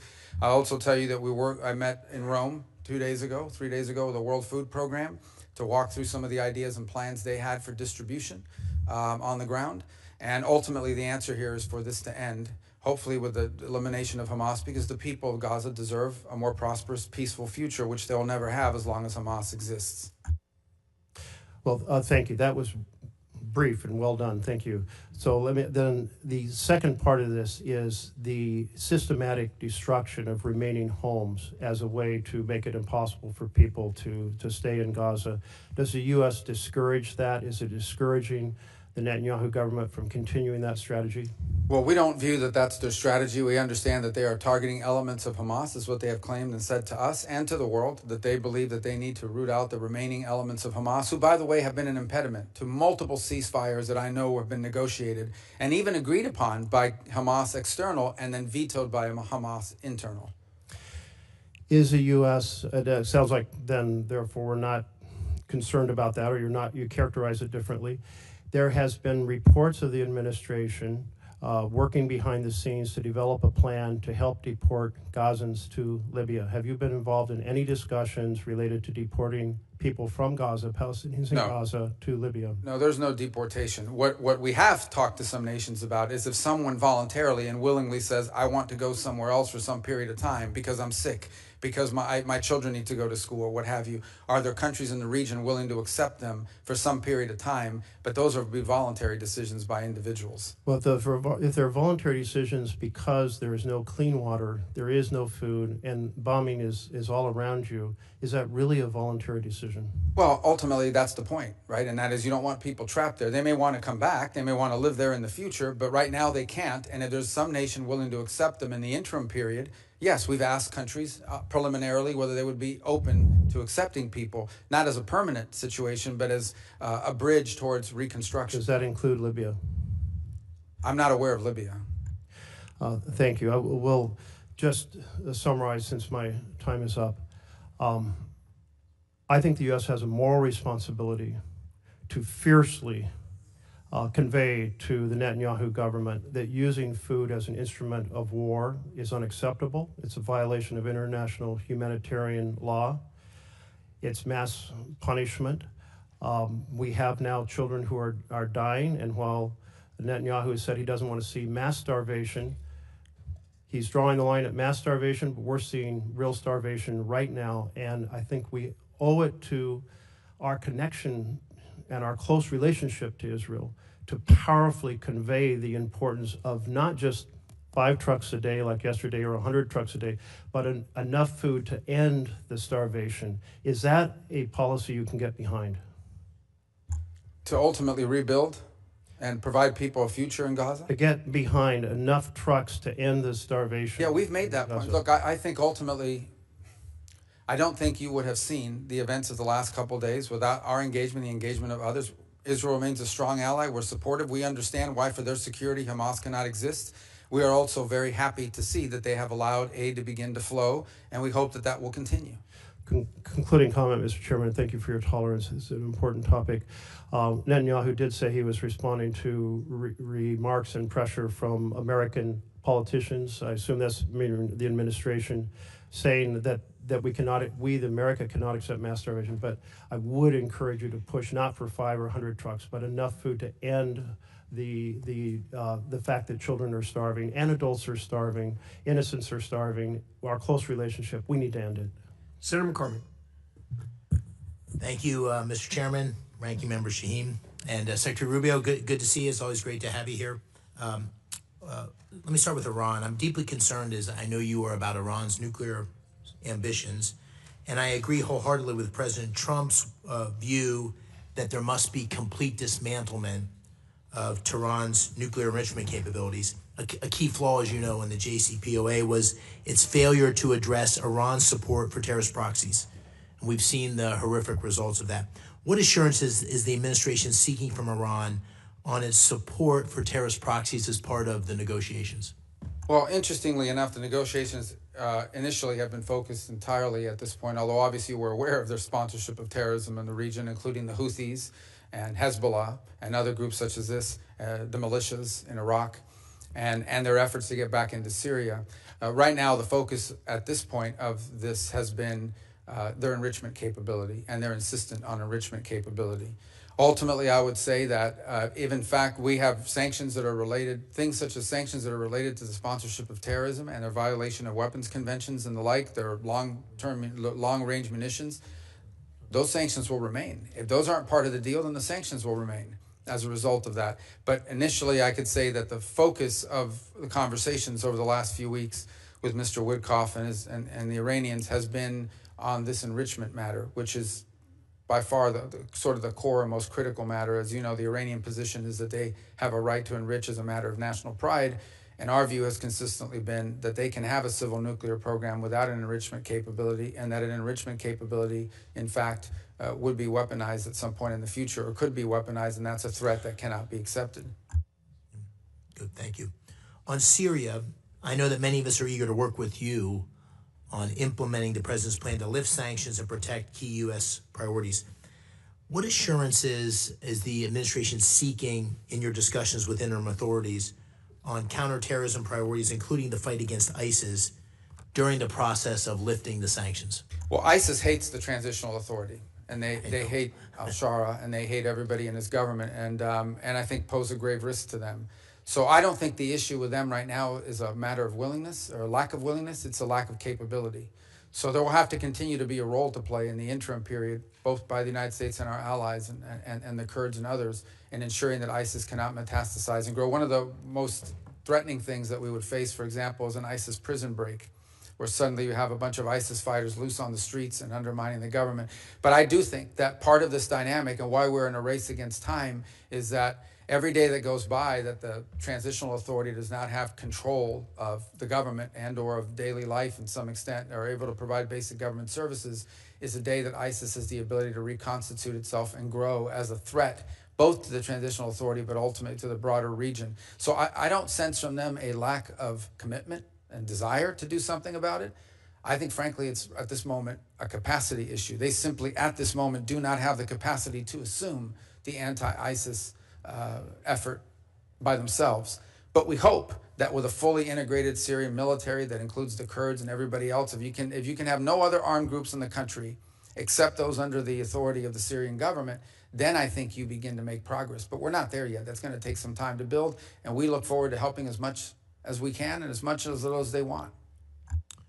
Along those same lines, as you know, Turkey has significant interest in Syria and has been, I think, an important part of the steps that have recently taken place. But our allies in Israel and Jordan are concerned about Ankara's ambitions there, especially in southern Syria. How are you managing those tensions and allied concerns as it relates to Turkey's role in Syria? Well, in the case of Israel, we've had conversations with them about this, what we view as an opportunity for Israel.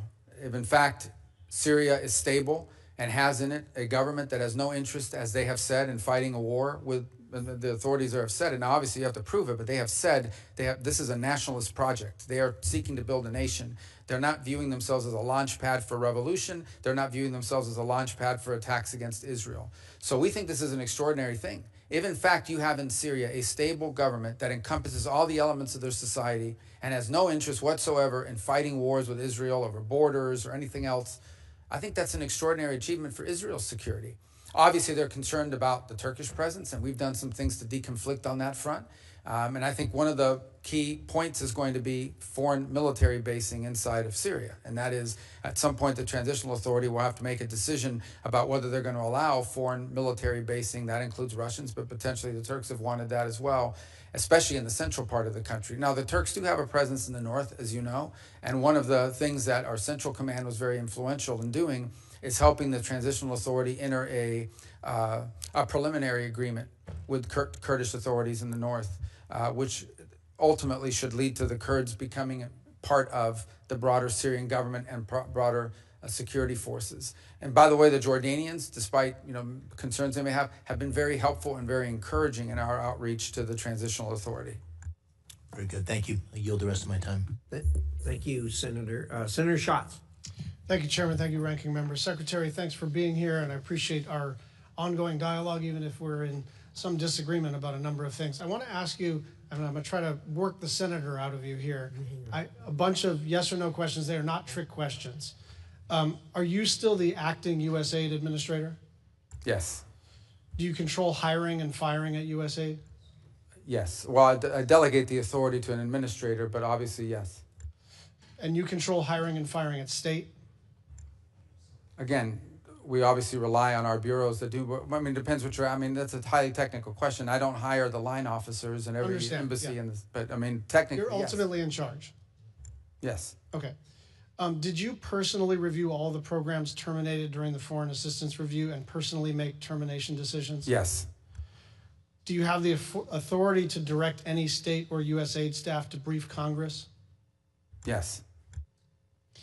Can you have Mr. Lewin or you come back to Congress and talk about USAID in the context of the coming end of the federal fiscal year and SFOPs and appropriations? That's already planned to do that, not just him, but others, because we'll have to update you on that, on our organization, whatever OMB decides to do with money.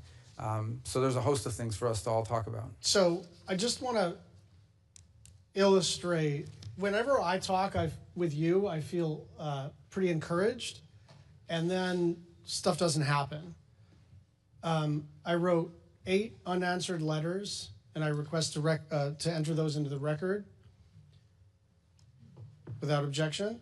And my staff has sent 200 unanswered questions, 200 unanswered questions about this much paper. Consultation is not a courtesy. It is required by law, and we have now 200, and these are perfunctory. What are you up to? What does this mean? This is the kind of normal pace of operations. Radio silence. Other than you're very responsive, your department and USAID has not been very responsive. Foreign Affairs Reform and Restructuring Act, the Empowerment Control Act, the Anti-Deficiency Act, the Foreign Assistance Act, and the annual appropriations bills for state and foreign operations have been violated in multiple ways. On March 12th, you wrote, "We plan to engage Congress as required both by law and reality before we start drafting a plan to bring USAID over under state." That did not happen. As you know, we have a pledge. We owe the Global Fund $1.3 billion. I spoke with the head of the Global Fund in response to my repeated requests and multiple other people's repeated requests. You told me that those funds were going to be released. It has not happened. I'd just like you to respond to that. And again, I like you. I like our working relationship. But what is happening is we have a good conversation, and then I don't know. It seems to be getting sandbagged underneath you in this vast bureaucracy. Yeah, well, that's part of the reason why we want to reorganize, is to have less vast bureaucracy, but I wouldn't blame that on this. The first couple points, we believe and continue to believe that we have complied with the law on every step of the way, including through advising Congress of our roles, and even now with the reorganization. We have not issued a congressional notification yet. We issued a preliminary. We have taken input from members. I actually personally signed a letter that I think should have been delivered to you. I was overseas. I don't know if it was Monday or Sunday or Saturday, but it was in response to your latest letter. Yeah. So hope you did get that. And obviously we'll continue to engage with you on all of this as well. So the practical effect here, right? Because everyone can agree that, well, I don't know if everyone can agree, but it seems to me that most of us agree that there is virtue in reforming any big institution, and that aligning USAID's operations with the State Department and the president's and the Secretary's foreign policy objectives is beneficial. The question is, can we do this lawfully and in a way that doesn't damage our international reputation? Mothers who have fled Boko Haram in Nigeria are watching their babies starve. Children in South Sudan are dying of cholera. Families are dying because they have been cut off from their HIV medications. There are about 103 deaths an hour. And so we can talk about the reorganization of the State Department, but this becomes quickly not an abstraction, not a normal public policy tug and pull, because the way that this has been done, set aside our disagreement about whether it's been done lawfully, it's been done in a just catastrophic fashion. And so on some level, that's water under the bridge. But what I want from you is a commitment to try to get an appropriations bill that is done on a bipartisan basis that reconstitutes the foreign aid enterprise. I think we can do fewer things. I think we can be more narrow in our focus. But you are pushing on an open door, and instead of pushing on that open door, you are lighting the room on fire. Maybe that was not your intent. And I think we have two objectives right now: minimize suffering and reputational damage on one, that's one line of effort.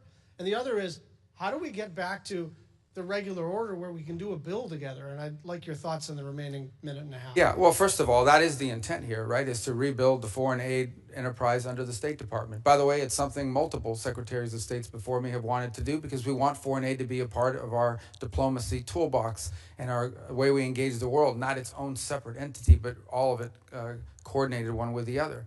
So that's our hope on the reorg, and that's what we're trying to endeavor towards. I also don't think it's fair, by the way, you highlighted a couple points, like in South Sudan, there's distribution problems there. It's not just a program. PEPFAR is 85% operative right now.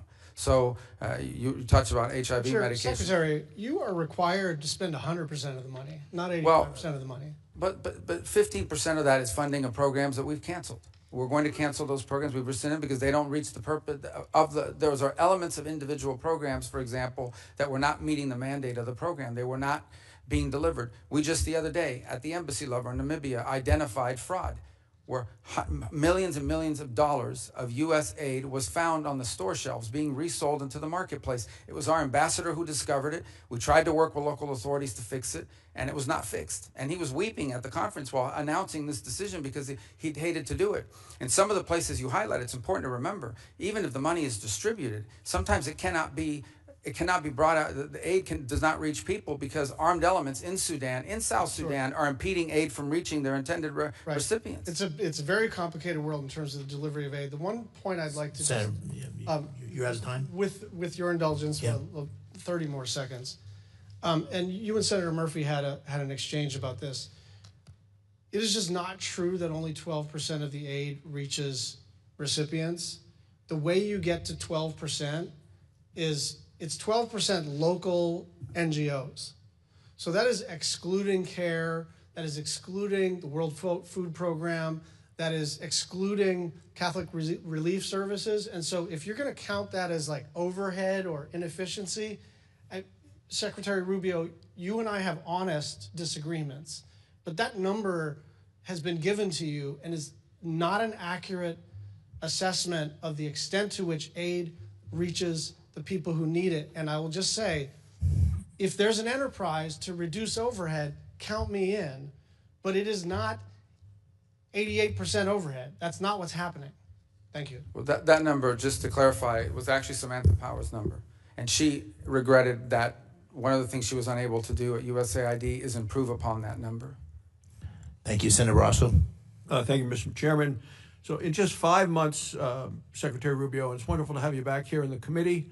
In just 5 months since you've been there, along with President Trump, just wanted to take a moment to highlight the incredible work that this administration has accomplished with your leadership, and clearly President Trump's, restored U.S. leadership across the globe, unleashed American energy, secured our southern border, reduced illegal immigration by 95%, reimposed maximal deterrence on Iran, pushed back on Chinese aggression, created new deals for U.S. companies, secured the release of hostages and unjustly detained Americans. I really appreciate the strong leadership. And according to Monday, Mr. Secretary, and you see the wonderful picture of you in today's Washington Post, you and your bride Jeanette meeting with the Pope. If you take a look up here, Marco, you see this great picture of you. And yeah, want to comment on that at all? What it was, I've done all these things, and you got to meet the Pope. A new Pope, an American. Well, I told people yesterday I started the morning meeting with the Pope, and I ended the evening at an event, a Kennedy Center event at the White House with the U.S. President, and they were both Americans. Amazing times. I want to talk about Iran, if we could. So in the first 100 days, the maximum pressure campaign against Iran came into full force once again. The administration sanctioned 72 entities, 14 individuals, 74 vessels, as well as 18 additional entities, including 2 Chinese-based oil terminals, 13 vessels. I think the maximum pressure campaign is working. We're already seeing a reduction in Iran's ability to fund destabilizing operations across the region. How does the administration plan to maintain this momentum and then continue with the talks that are going on? Well, I think it's clear for the Iranians. I mean, we're going to continue with sanctions until there's a deal otherwise. And by the way, there's also another set of sanctions out there that involve things like the sponsorship of terrorism and things of that they're doing. But when it comes to the nuclear program, until there's a deal, there's going to be sanctions. That's just the way it works. And so that's the president has issued an executive order for maximum pressure, and that's being executed on every single day. None of these are being slowed down while we're engaged in these talks. Ultimately, if we are able to reach a deal, then obviously that could be a part of it, but we're not at that stage yet. So look, we hope that there can be something done. These will not be easy. And by the way, one additional note on it is there's a separate set of sanctions out there, which are the snapback provisions that the E3 in Europe have. That's on another clock, completely different from ours. And I want to be clear about that. What they decide to do with their sanctions. Now, maybe we'll do a deal with Iran and they'll be satisfied with it and not impose their sanctions. But I met with the E3 again. What day is it today? Tuesday? I met with them maybe 4 days ago in Turkey. And they are moving forward on their process, independent from ours, that could impose additional sanctions as early as July, August, September, October, November, September, October of this year. I want to move to one of Iran's in the neighborhood neighbors with Syria. And President Trump met with the new Syrian president. He's urged the leader to deport foreign terrorists from Syria, help the U.S. counter ISIS. I want to just talk about ISIS, if I can. The concern for the resurgence of ISIS. It's been a significant concern. About 2,500 active ISIS fighters operating in Syria and in Iraq. Estimated 10,000 ISIS fighters in prisons in Syria. And what's your assessment of the threat posed in ISIS? And I know we have a presence. I was visiting our Wyoming troops who are in eastern Syria, and I want to know how that's helped to address the threats. Yeah, so there's 2 major threats facing the Transitional Authority in Syria. The first is a resurgence of ISIS, many of them foreign fighters, most of them foreign fighters, and that's a very significant element because any space that's ungoverned, if there are parts of the country where the Transitional Authority does not control it, it creates an ungoverned space that ISIS can come in. So that's the first threat. The other is Iran. Iran has not given up its efforts to gin up former Assad officials and others to get behind certain armed groups on the ground and stir up trouble as well in the country. So these are both threats. They're different, but they're related, and they pose 2 of the most serious threats to the Transitional Authority's efforts to create a nation state in in Syria that does not threaten Israel, does not threaten its neighbors, and is able to provide the life that the people of Syria want to rebuild for themselves, including many who are abroad, who have expressed a willingness or an interest in returning. And in fact, we've seen some of those people begin to return just because of the U.S. sanctions announcement. But we want that trend to continue because Syria will need them in order to rebuild their country and reclaim it. Can I talk to you about Gaza? President Trump's laid out a plan for Gaza. You recently said we support a future for the people of Gaza that is free of Hamas and full of opportunity. How do you envision a transition to a non-Hamas security and governance in Gaza? Well, that's a central question and not an easy one to solve, obviously. We've engaged with partners. There was an Egyptian-led effort for a while. There's a Saudi effort now. We've obviously engaged with our regional partners to come up with the constructs of what that looks like. Not to be frank, I mean, in the midst of the conflict ongoing, most of the attention has been paid to the humanitarian situation and the freeing of the hostages and multiple failed efforts at a ceasefire, which are ongoing and continue, and the hopes of ending this and the cessation of hostilities at some point. But thought has been given to it. But I think at the core of it is, I think we can find the funds to do it. I think you can find the partners to do it. I think the central question for the future of Gaza is going to be who governs it. Because as long as there's a group like Hamas there, it's going to be very difficult to envision long-term peace and prosperity. So whether it's Hamas or some successor organization that spins out of it, that has to be a factor that you eliminate. And one of the ways you prevent it is by having a governing authority on the ground in Gaza that can provide the security necessary to allow there to be the peace necessary so you can have the prosperity we hope for. I want to talk, last question, in terms of American energy. You know, last year the Biden administration chose to pause approvals of pending LNG exports. We know that Europe needs those. It created a lot of uncertainty. President Trump has promised in his unleashing American energy, he's removed a lot of the obstacles. Our LNG exports have surged. I think it's going to help in Europe. European countries have increased their purchases of U.S. LNG. How has lifting this pause that Biden put on here restored confidence in America as a reliable partner to Europe? Well, obviously, I was just commenting a moment ago, I believe on Saturday, the first LNG shipment reached Italy. And there are other countries that are building terminals to receive it as well. So the fact that the United States joins now in the world as a reliable long-term source of liquefied natural gas as an export, I think improves our ties and our partnerships around the world. And it's a need for us because we have the capacity to export it and to develop it. And it's a need for our allies who need to diversify and in some cases make less dependent their system of generating electricity. It's a fundamental problem for multiple countries, for example, in Europe. It's not just the energy they need now, it's the energy they're going to need in the years to come. If you do an audit of where they're going to wind up needing, they don't have any way to generate that now unless they rely on things like U.S. exports of LNG. And that alone even won't be enough. They're going to have to find some other resources as well. Thank you, Mr. Secretary. Keep up the great work. Thank you, Mr. Chairman. Thank you, Senator Barrasso. Senator Van Hollen. Thank you, Mr. Chairman. Mr. Secretary, you and I served together in Congress for 15 years. We didn't always agree, but I believe we shared some common values. A belief in defending democracy and human rights abroad and honoring the Constitution at home.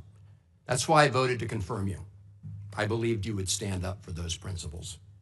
You haven't. You've done the opposite.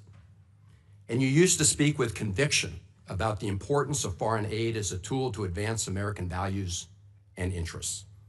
Then you stood by while Elon Musk took a chainsaw to USAID and other assistance programs. That has left a staggering toll. Broken trust with countries, openings for China and other adversaries, and countless preventable deaths of children and others. Take Sudan, for example. The freezing of U.S. humanitarian assistance forced the closure of nearly 80% of the emergency food kitchens there. 2 million famine-affected people were left without access to food. People died because of those actions. Mothers, fathers, and children.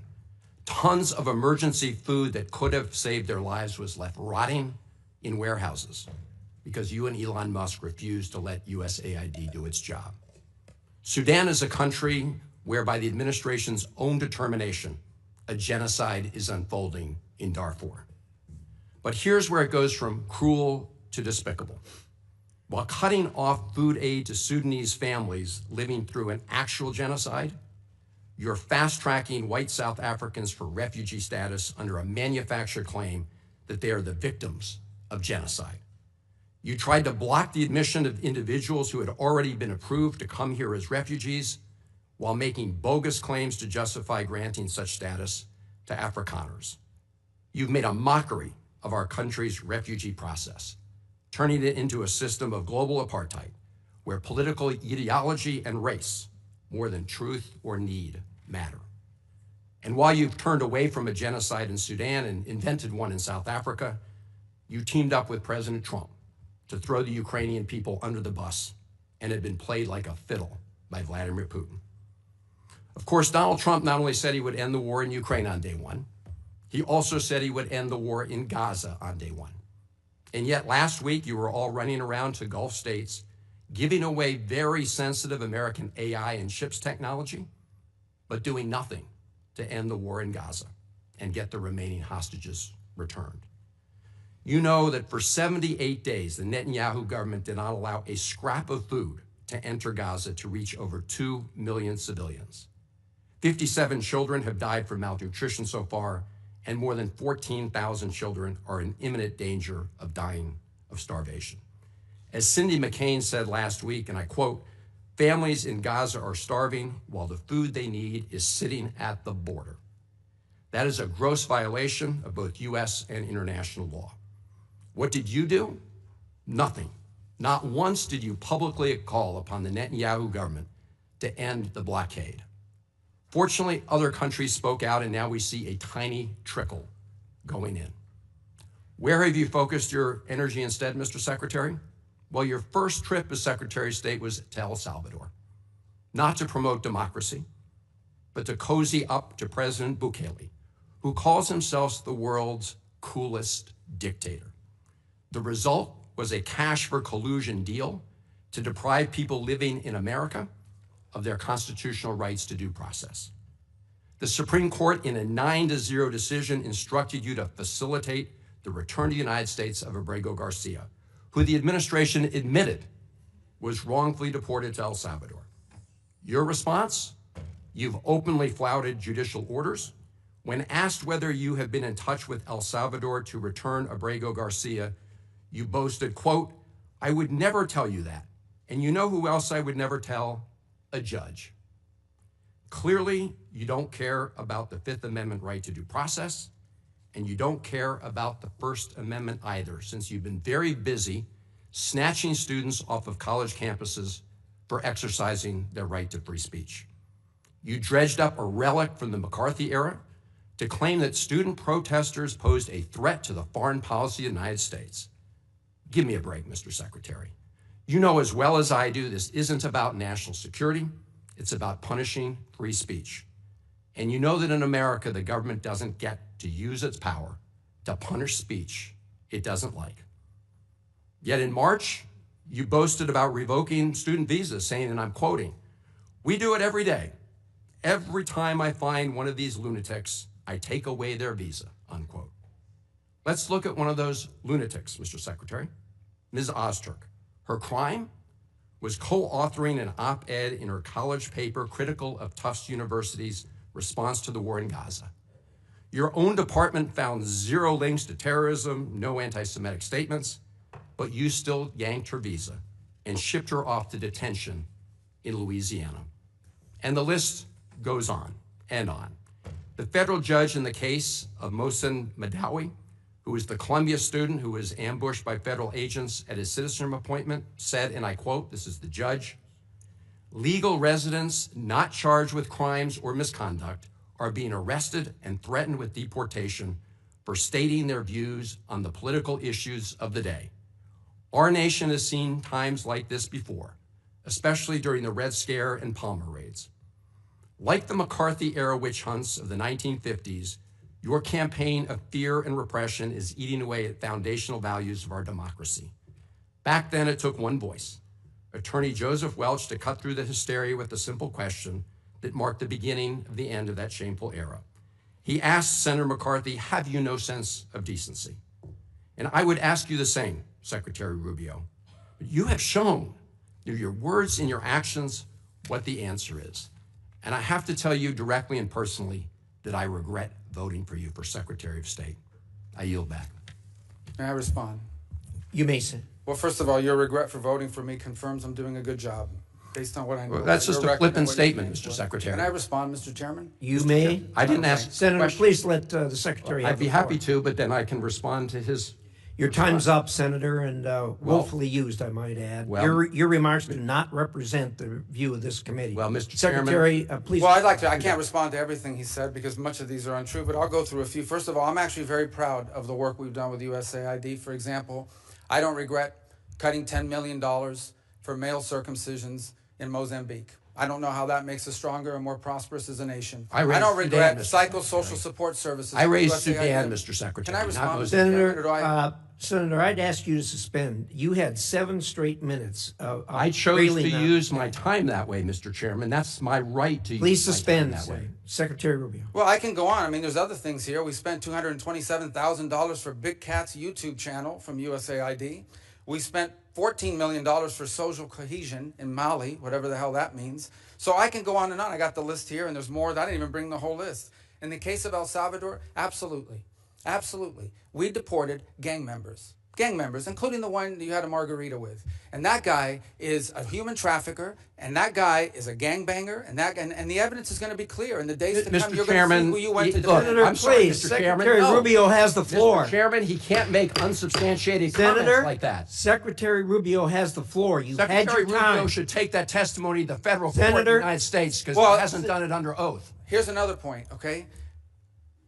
There is a division in our government between the federal branch and the judicial branch. No judge in the judicial branch cannot tell me or the president how to conduct foreign policy. No judge can tell me how I have to outreach to a foreign partner or what I need to say to them. And if I do reach that foreign partner and talk to them, I have under no obligation to share that with the judiciary branch. Just like a judge cannot order me to negotiate with a foreign minister of Russia, they cannot order me to negotiate with a foreign minister or the president of El Salvador. And if I did negotiate with them, which we have responded to them, and we've told them we've had communications with the president of El Salvador, I am under no obligation under our division of powers in this country and to share with the judicial branch how I conducted diplomacy of the United States. It would actually be counterproductive. If I started sharing with courts, or frankly, with the media, my conversations with foreign leaders and all of their details, no foreign leader would talk to me again, and we would break trust with them. So I have complied with every court order. What I won't comply with is an order to disclose what I'm saying and what we're talking about with a foreign leader, because then they won't talk to me. Diplomacy doesn't work that way. About the student visas, let me say this. I don't deport anybody, and I don't snatch anybody. The State Department does not have officers in the street snatching everybody. What I do is revoke visas, and it's very simple. A visa is not a right. It is a privilege. People apply for student visas to come into the United States and study.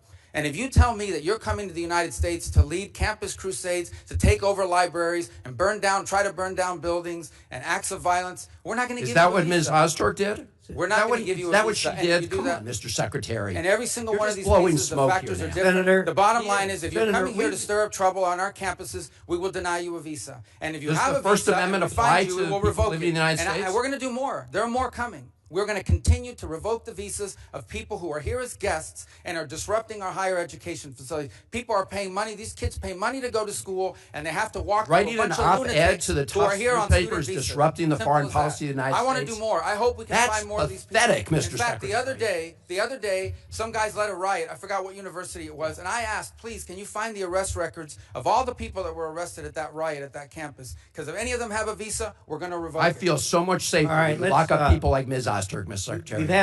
We've had enough time on the subject. Thank you very much. And we're going to move to Senator Lee.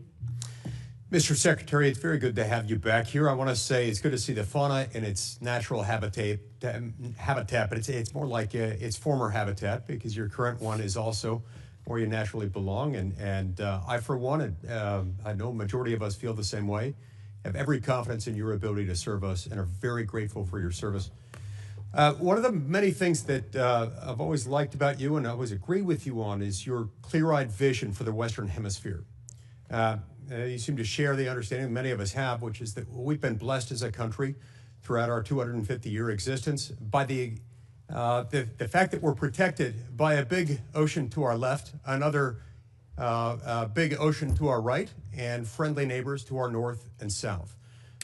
Those natural barriers are good for us and gave rise to the Monroe Doctrine and things like that. And I appreciate the fact that we now have a Secretary of State who understands and appreciates the importance of the Western Hemisphere. So I want to ask you where the Western Hemisphere fits relative to other regions of the globe and with the current administration. Now, as I understand it, the America First Opportunity Fund is intended to support, quote, America's most enduring and critical partners. As you, as Secretary of State, work to realign State Department priorities and funding programs with our national interests, will the countries in our immediate periphery, those in our hemisphere, our neighbors, be counted among our most critical partners? Yeah, absolutely. And look, by the way, the new Prime Minister of Canada was here a couple weeks ago. We had a very productive engagement with the President. Their new foreign minister is coming on board, wasn't able to join us at the NATO gathering a few days ago, but look forward to interacting with her as well. We've obviously had some disagreements with Canada and with regards to the nature of trade between our countries. But I think there's hope here that we can work something out on the trade front with them, although that's not something that I'm involved in negotiating. And then we have a lot of other mutual interests. As an example, national security on our shared obligations to NORAD and the defense of the North American continent. They've been a strong partner, and we look forward to building on that. And one of the most encouraging things is that Canada, that has historically not spent a lot of money, at one point less than 1% of their GDP on the military, it's now increasing, has made a pledge to get to 2%, and has signed on to the NATO pledge to get to 5% over the next decade. So I think that's going to strengthen our partnership as well in providing security to our hemisphere. Thank you. I want to touch next on the contributions to international facilitate U.S. payments to over 40 international organizations. I think the current tally might be at 44. Now, as someone who has been skeptical of international organizations and the way we fund them, the way they've been used, and the way they've used our money, I very much welcome the proposed reduction in funding of international organizations. But the budget request before us mentions only the UN in that context, not the dozens of other organizations that we're also funding. As you keep up your efforts to review our participation in and funding of international organizations, can you offer us some kind of a glimpse into the universe of organizations as to which we might be terminating our funding this year? Well, I think there are some already that we have with UNRWA and some of the other programs that we are not happy with what they do. But the assessment is very simple, and that is our participation in this organization further our national interests or not? It doesn't mean we have to agree with everything the organization does, because sometimes there's benefit to being at the table. Sometimes there's benefit to being there and being able to influence the direction that it's going. In other cases, these are just forums that are used for anti-American positioning, but we're paying for it.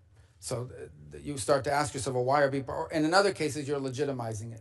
So you look at the Human Rights Council at the United Nations, which basically doesn't do anything to sanctions. In fact, it has become a place where some of the worst human rights violators on the planet go to hide. And yet we're funding that, and we're participating and giving it credibility. So I do think there are agencies like this. And here's one that I would say, because you asked about the Western Hemisphere, and I'm not saying it's one of the ones we're going to walk away from. I'm not claiming that right now. I am saying this. We have a catastrophe in our own hemisphere right now in Haiti that we are seeking to come up with an alternative strategy, because the one that's in place right now isn't working. And Haiti's heading in a very bad direction very quickly. And everyone's bending themselves twisting themselves into pretzels to try to figure out how can we get the United Nations or some other entity to fly a flag over the country that you could put a mission that deals with it. And I asked myself, the Organization of American States has not led a mission since 1965, I believe. Why do we have an Organization of American States if it is unable to collectively respond to what is a severe catastrophe in our own hemisphere? Again, I'm not threatening we're going to pull out of the OAS. And that's not what I'm saying. What I am saying is we need to challenge some of our existing memberships to step up. Because you would think that one of the reasons why the OAS exists is to deal with a crisis like the one we have in Haiti, which is not like a crisis anywhere else, because these are not warring ideological movements. This is a country being taken over by criminal gangs. Or in fact, much of it's already been taken over by criminal gangs, and you have to deal with that very differently. And I want to say one thing here publicly. We are grateful to the Kenyans and to the mission. We remain committed to it because they've done it at great sacrifice and risk, but that mission alone will not solve this problem. And so that is one example of something that I want to see us be able to lead on, and that is to get organizations like the OAS, which we contribute to quite a bit, step forward and provide a mission with member countries to deal with the issue of Haiti, which is about to take a very dramatic turn if not addressed very quickly. It's a great point. I'm glad you raised OAS. I know that Lee Rizzuto has been named by President Trump to be our ambassador. That organization has a vision that aligns closely with that of the president and of you, our Secretary of State. Now, the Biden administration used the Development Finance Corporation as yet another vehicle for pursuing international climate alarmism with U.S. funding. Under the Biden administration, the DFC committed $20 million for sustainable tilapia production in Kenya, $50 million to purchase new vehicles for a car rental business in Ukraine, and $350 million for wind power in Turkey. These are just a few examples. As the Trump example seeks to lean on the DFC as an alternative for foreign aid, what sorts of projects and in which regions would you advise the U.S. To fund through the DFC? Well, I think that's first of all, the DFC obviously is independent from the Department of State, so they have an own board and an own governing structure. Although I'm a member of it, I don't control it. But I think the broader question that you're asking is exactly the point of this reorganization, and that is it will now be incumbent upon our regional bureaus and our embassies under those bureaus to identify those opportunities for us, and then to elevate that at the leadership level and say, here's what we need to be funding in this country on the basis of our interaction. For example, in the Caribbean basin, when you talk to leaders there, they will tell you their number one need is to build up the capacity of their local law enforcement so they can take on these gangs. If they can get control of the gangs and the security situation, then they can expand to economic development and things of that nature. But it's difficult to do as long as it's insecure on the ground. These are the kinds of things that we want to be able to pursue, which is why we want to empower the regional bureaus and our embassies to have a role to play in determining what we fund and what we put our money towards. Thank you very much, Mr. Chairman. I see my time's expired. Thank you, Secretary Rubio. Thank you, Senator Rosen. Thank you, Mr. Chairman. I'm going to get right into it. Secretary Rubio, I'm going to embrace my Jewish mother instincts for a moment. So as a mother, a senator, and a fellow human being, I can tell you that I'm not even mad anymore about your complicity in this administration's destruction of U.S. global leadership. I'm simply disappointed. And I wonder if you're proud of yourself in this moment when you go home to your family, because I've always found you, Senator Rubio, to be a bipartisan, pragmatic partner, a true believer that the U.S. is stronger when we lead with diplomacy and development. You have a strong record on this, but I don't recognize Secretary Rubio. A stalwart support of Israel, you've watched this administration abandon Saudi normalization with Israel in order to pursue business deals. You were once a fierce critic of Vladimir Putin, but you sat idly by as the president berated the elected leader of Ukraine for not capitulating to Russia.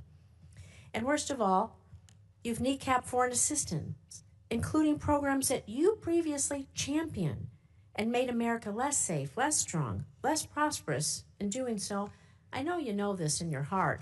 And I can't make this point any better than you did yourself in 2019 when you said, anybody who tells you that we can slash foreign aid and that will bring us to balance is lying to you. So with that, I'm just going to move on to my questions. Thank you. And I'm going to talk about international women's issues because during your time as senator, you were a champion of international women's issues. You helped introduce bills that would have codified the Department's Office of Global Women's Issues and Women's Global Development Prosperity Initiative. You supported several bills, including Senator Shaheen's bipartisan Women, Peace, and Security Act. During your confirmation hearing, you committed to me that you would support women's economic empowerment abroad. And at this year's International Women of Courage Award, you waxed poetically about the administration's support for women abroad. So help me understand how to square your past with your present. You're proposing the full elimination of the Office of Global Women's Issues. You've terminated hundreds of programs that help women and girls. You provided no guidance to the department on whether they should continue to implement the Women, Peace, and Security Act, and I'm still waiting to see your support for women's economic empowerment overseas. How can you dismiss the concerns of women around the world? Do you believe that the data shows that women's economic participation includes greater economic development worldwide and that women's participation in peace negotiations guarantees longer outcomes? And I have a few questions, so I would respectfully ask for a yes or no. Don't you think that women's participation is important and allows for better outcomes? This is not a game show. I'm not going to ask that with a yes or no. That's an important question. And I can answer it. We're not abandoning women's issues. So do you believe the Office of Global Women's Issues should be eliminated? One thing is to eliminate an office. Another thing is to eliminate the function. The function will still exist. It'll be driven at the regional bureaus. So every one of our regions will have someone who's looking at and driving that issue, and right down to the embassy. It remains a priority. The same with the law that you outlined that I supported. This is going to be executed on, but it's going to be executed at the regional level and at the embassy level. And the reason why is because the challenges facing women in Africa are different than the challenges facing women in Central America. And which I are have your different commitment that you're going to support women around the world, because without the women being able to be successful in their countries, I believe we can't have peace, stability, and our countries move forward. Sure, and it remains part of our agenda. It's just going to be, the service is still going to be delivered, but it's going to be delivered at the regional and embassy level, not through a standalone office in Washington, D.C. When will we see the reports on this and how this will be delivered? Well, this is what we're engaged in with this committee now, which is our reorganization process. We've made an initial presentation to the committees. It's not final.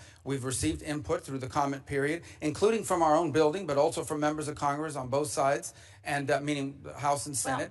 Now we'll come back to you based on all of that input on what we propose to be the final reorganization. Do you have a timeline when you'll come back? Because I don't want to see women left behind around the world, and I think you'd agree with me. But I'm going to turn on to Israel. If you can give us a timeline of when you're proposing to do this, that would be helpful, and we maybe come back and revisit it, Mr. Chairman. Do you have a timeline of when? Sure, we're engaged now. I think we'll owe you a congressional notification here within the next few weeks, which is but all of that is being built on the comment period, in which we've taken input from staff and members of this committee, as well as in the House. Thank you. Can I move on to Israel for a second? So the Office of Security Coordinator in Israel, the OSC, was established by President Bush in 2005. The OSC is widely respected, including by the IDF Central Command, for facilitating security coordination between the Palestinian Authority and the Israeli security forces, which has been crucial in preventing terrorist attacks against Israelis. However, it's reported that you plan, again, to eliminate OSC, which I believe, and many others, could lead to further destabilization in the West Bank and threaten Israel's security. So, Mr. Secretary, should the U.S. continue playing a role in facilitating successful security coordination between IDF and Palestinian security forces to safeguard Israeli lives? And if so, do you believe the State Department should continue to maintain the OSC and support it financially? Yeah, there's news reports every day about things that aren't true. So the only thing that's been discussed about OSC is whether it should be brought under the authority of the ambassador and the embassy. You're not proposing eliminating. Thank you. We'll move further on this discussion. With my minute left, I'm going to talk about vaccines abroad, because Gavi, the Vaccine Alliance, we are so proud, has prevented nearly 19 million children's deaths since it was created by providing vaccines to 50 countries. Diseases, they don't know borders. So a small investment from the U.S. can save American lives by stopping outbreaks really before they reach our shores. You were previously a champion of global vaccines, twice leading resolutions in support of continued U.S. investments in these programs. So, Mr. Secretary, again, do you consider vaccines, including for malaria, Ebola, to be life-saving?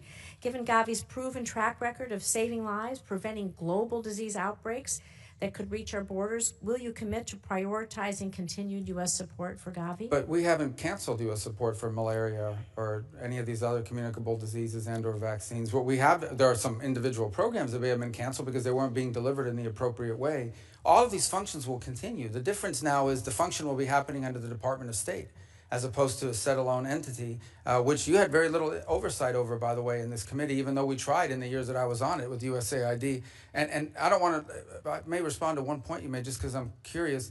We have not abandoned Saudi normalization with Israel, as you pointed. The Saudis are the ones that have expressed their inability to move forward on it so long as the conflict is happening in Gaza. But we would love to see normalization.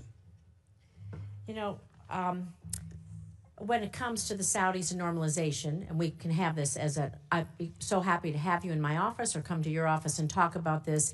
It was quite apparent on the last trip that the president was more interested in making business deals and trying to move forward peace in the region. It's not just about the business deal. There's a lot going on, and there is pressure to bear. But we did receive a list, I just want to say for the record, that showed Gavi was terminated. And so if you could send something to show that it's turned back on, we'd be glad to see that. I know I'm over my time. Senator Scott. All right. Secretary Rubio, first off, I'm proud to have voted for you. I wish you were in the Senate, but I'm proud that you're Secretary of State, and I can tell you, Floridians are very proud of you. As you know, Miami-Dade finally, for the first time in history, is now more Republican than Democrat. I'm sure they looked at you and saw all the success you've had, so one of the reasons it happened. Can you talk about what you're trying to accomplish with your reorganization and how that's going to improve national security? Well, ultimately, the goal of reorganization is to make the State Department, put State Department at the center of our foreign policy, which people will look at and say, well, how, isn't that what it's always been? But it actually had lost that role. And one of the reasons why it had lost this role is inability to deliver quickly. In essence, the inability to deliver quickly on whatever policymakers determined they wanted them to do, and there was structural reasons for that and the like.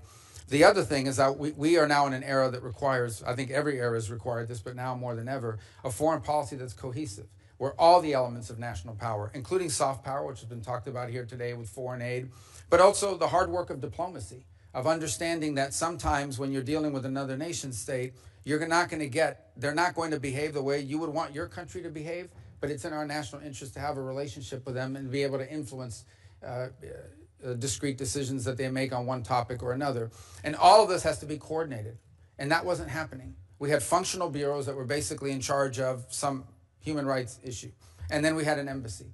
And oftentimes when you would travel abroad, you would find that our embassy and or our regional bureau and our functional bureau were at odds with one another. Because the functional bureau was pushing one agenda, the embassy was pushing another. And this was also true with USAID. By the way, this idea that USAID got along well with the State Department is false. And embassy after embassy, during my time in oversight, you would hear complaints about how USAID was funding programs that State Department had no insight into and in many ways contradicted what the State Department was driving at the embassy level. So what we're asking for now through this reorganization is to bring it all under one roof so that we can conduct foreign policy at the regional and local level in a way that's cohesive and concise and can deliver results. But it's also where you're going to get the best ideas from. I read cables from our missions around the world every single day. Some of the most important information that I get as Secretary of State is not from intelligence reports, it's not from news articles, it's not from briefings from somebody. It is from a cable that comes directly from that embassy that is identifying a problem and or an opportunity that I may not hear about for months if it ever makes its way through the system. So we want to empower that because that's our front lines. These are the people that are on the ground every single day dealing with the government, dealing with society, and they're identifying opportunities and problems months, if not years, in advance of what Maine State or others are identifying. So the goal of reorganization is to shorten that time frame because we can't afford to move slow. The world moves very, very quickly. This decision we made on Syria, had we run that through a traditional process, would have taken months and months and months of interagency this and people talking that and all the different boxes that have to be checked in some memo that gets to me. Our ability to move quickly on a discrete, on a unique opportunity in a time-effective manner, I think is going to bear dividends for the national security of our country if it works out. And we want to be able to see more of that. And that's really the goal of reorganization. People think this is a cost-cutting exercise. There may be savings. There need to be savings. We just had our credit rating downgraded. You talk about a foreign policy problem? That's the first thing our foreign interlocutors wanted to mention to me on Sunday in Rome, is that our credit rating was just downgraded. We have a debt problem, but that's obviously not a State Department issue, but that's our problem. But that's a problem. But this is not just about cost savings. This is about providing a more efficient, faster moving, more effective State Department and as a tool of diplomacy. The State Department should be at the center of American foreign policy making.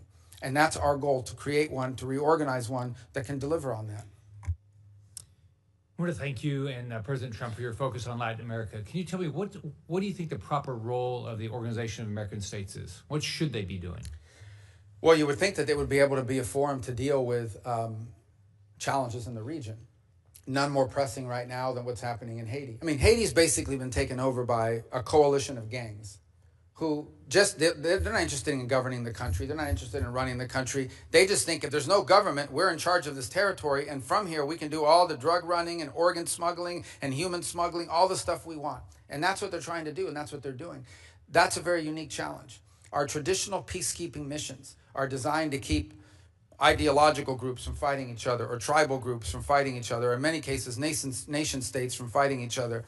But that traditional approach is not going to solve this very unique challenge. It is a country basically taken over by 25 to 30,000 individuals who are members of criminal gangs who simply want to control territory so they can hijack trucks, steal and or charge exorbitant fees for fuel to move across the country, kidnap people and traffic in humans, traffic in drugs across the border into the Dominican Republic and through sea-bound lanes. And there's things that we need to do. For example, we need to figure, and we've been working with the Department of Homeland Security, the FBI, the ATF, and others on how can we cut the flow of guns that are leaving the Miami River on containers and reaching not just Haiti, but Jamaica and Trinidad and other places. So there's more we can do on that front. But from the OAS's perspective, if ever there was a regional crisis that you would think an organization like this could step forward and provide a force or a group of countries that working together could help solve, it would be the OAS. And we're prepared to play a leading role in that. But we do need buy-in from other partners in the region who are as affected, if not more so, by what's happening there. So that's one example of what the OAS should help on. And obviously the other is on the defense of democracy, which is the OAS is a collection of democratic institutions. In places like Nicaragua, there is no. In Venezuela, in Cuba, there is no democracy. You talk about how you're working to reform the foreign service officer recruitment. In terms of reforms, well, two things we're doing on the promotion board. We're not getting rid of the promotion board. I read some the other day. We are simply suspended for a month while we reevaluate how we promote people. We want to promote people on the basis of how good they are. I know this is a shocking view, but we want to promote people on the basis of how good they are. And frankly, on occasion, you will find that a more junior officer, meaning they've only been there 10 years instead of 20, is really good and deserves a promotion. And if you don't promote them, they're going to leave the Foreign Service. The same is true for how we recruit people. We want to widen the base of people. And in fact, one of the things we thought about is, are there people in the middle of a career doing something else in the private sector that are interested in entering diplomacy? There was a program to do that back in the 1980s, and it was very successful. Maybe these are people that will give us 15 or 20 years in that regard. So we are looking to expand our talent pool, but ultimately, we are also seeking to have a system internally where we are rewarding merit and performance, and not simply seniority or where you are in the pecking order based on how long you've been there. And that doesn't mean that if you've been there a long time, you're not good. But it means there are some people that haven't been there as long that are just as good or not better. And we want to make sure they're promoted, because if not, we're going to lose them. We're going to lose them to the private sector. Thank you. You're doing a great job. Senator Booker. Thank you very much, Marco. First of all, I just want to say I agree with what you said about it being a foreign policy crisis, the great debt and the downgrading that we just saw. To be pushing a bill right now that would add $2.7 trillion to our national debt is just outrageous. And I've been grateful for the small group of Republicans here in the Senate and a number in the House who have just called this out as plain as it is. To do this now will shake America's economy, give tax breaks to the wealthiest amongst us who are doing quite well, and not help with the current economic crisis we're facing. But that's frankly just something I didn't want to talk about right now. But I really want to just continue our conversation about Sudan. And I know you know, as was said passionately by one of my colleagues, the gravity of the crisis that's over there. Full stop. It's the greatest humanitarian crisis on the planet Earth. There's ethnic cleansing going on, an active genocide as described by our own government and others. That people are fleeing right now with the recent attacks on Zamzam and more, but I know you're very aware of this. What I want to ask you about specifically is that not only did you acknowledge the genocide and say, I quote, being backed by countries that we consider allies elsewhere in the world, this is being fueled, you were saying, we must draw a clear line on that. He specifically mentioned the UAE, and you said, and I quote, take UAE, for example, they are an important partner in the Middle East, but we must be clear they are currently supporting an entity that is carrying out genocide. I'm just wondering, have you been able to draw that clear line in your conversations with the UAE, specifically addressing the issue of the supplying of arms? Well, again, and I wasn't satisfied when people would answer this way when I was sitting on that side, but now on this side with diplomacy, you always want to be careful what you say publicly, because then people don't want to talk to you if they think it's going to happen in the future. Let me say this, we have expressed, not just to the UAE, but to other countries, that they are turning it into a proxy war, that it's destabilizing the region, that in fact it's creating an environment, not just in Sudan, but it's threatening to South Sudan already faces pretty substantial challenges, but some of that threatens to spill over and make it even worse. If I can interrupt, Marco, because I think your answer's justifiable. The UAE is a vital ally to the United States in a lot of other critical areas of the world.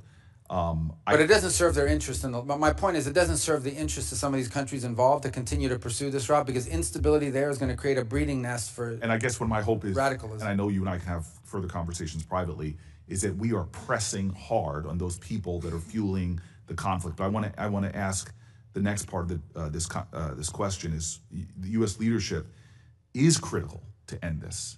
This is actually something that we can achieve. Not only alleviation of the suffering, but an end of this.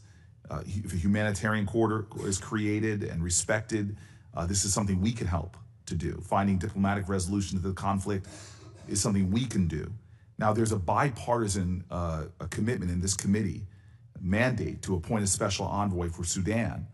We know that that kind of leadership can help address this the worst crisis on the globe.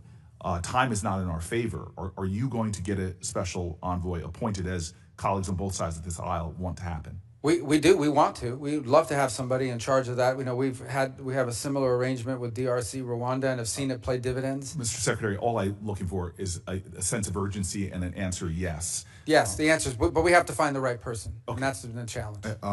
Next, 30 million people in Sudan require humanitarian assistance. In February, it was reported that, and you heard this passionately, that the freeze in humanitarian assistance is causing untold suffering.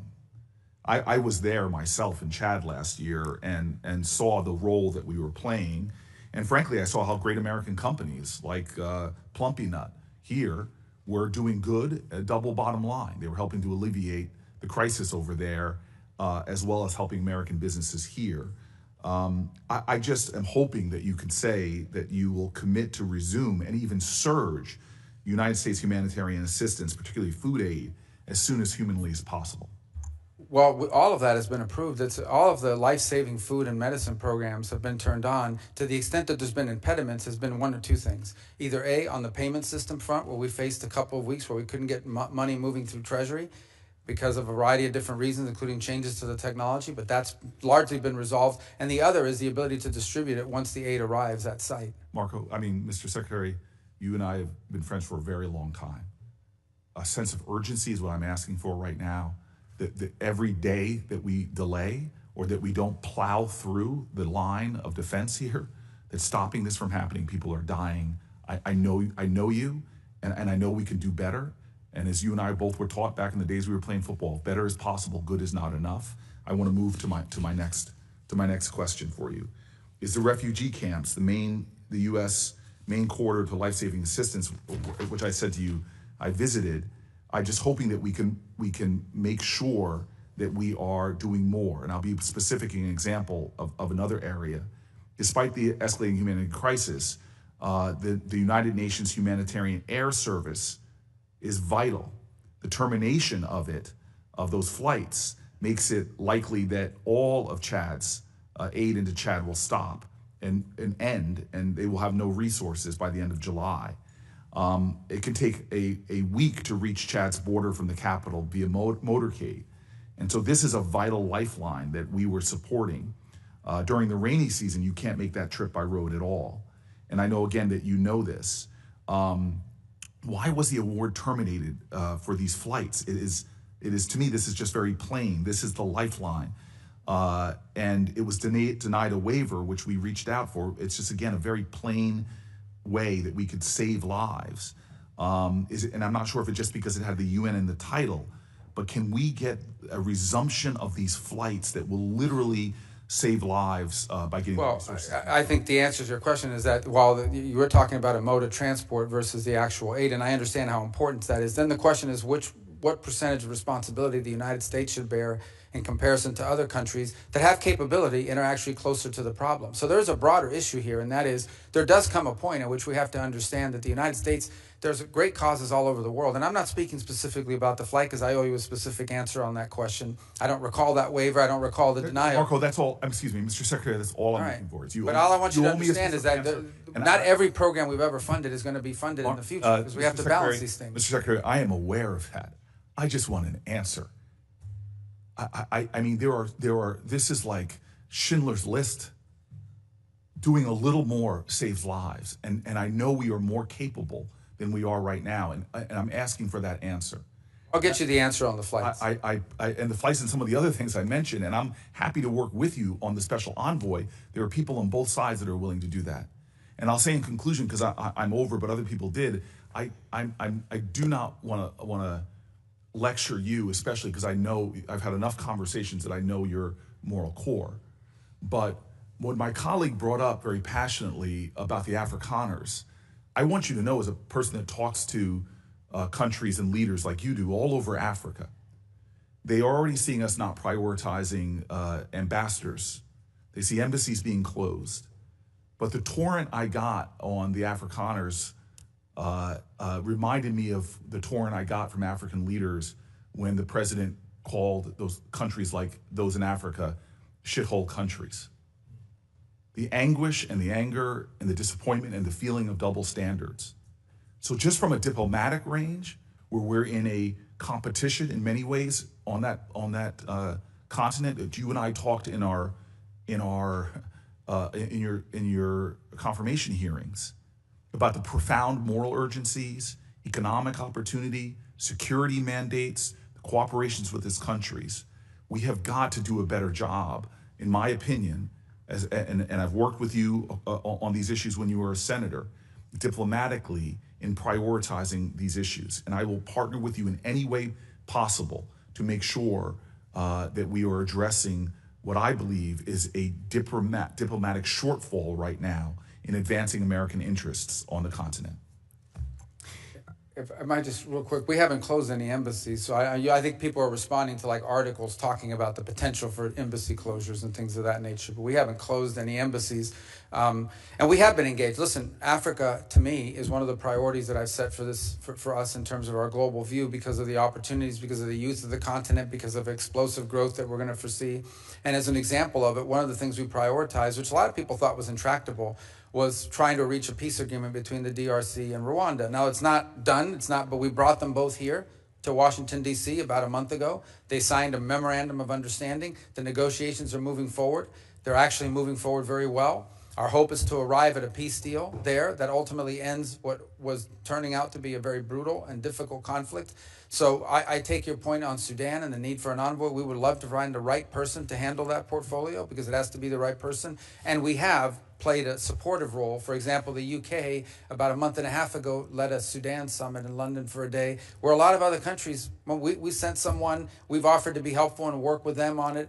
But a lot of other countries either didn't make commitments or didn't live up to the commitments. The summit sort of was a minor disappointment, because while everyone talks a big game around the world about it, they're not stepping up. But I take your point. I'll get you your answer on the flights, because I'm not aware of that specific waiver. And on the envoy, we'd love to work with you to find the right person. And the ambassadors and other things, I'll reach out to your office on. Okay.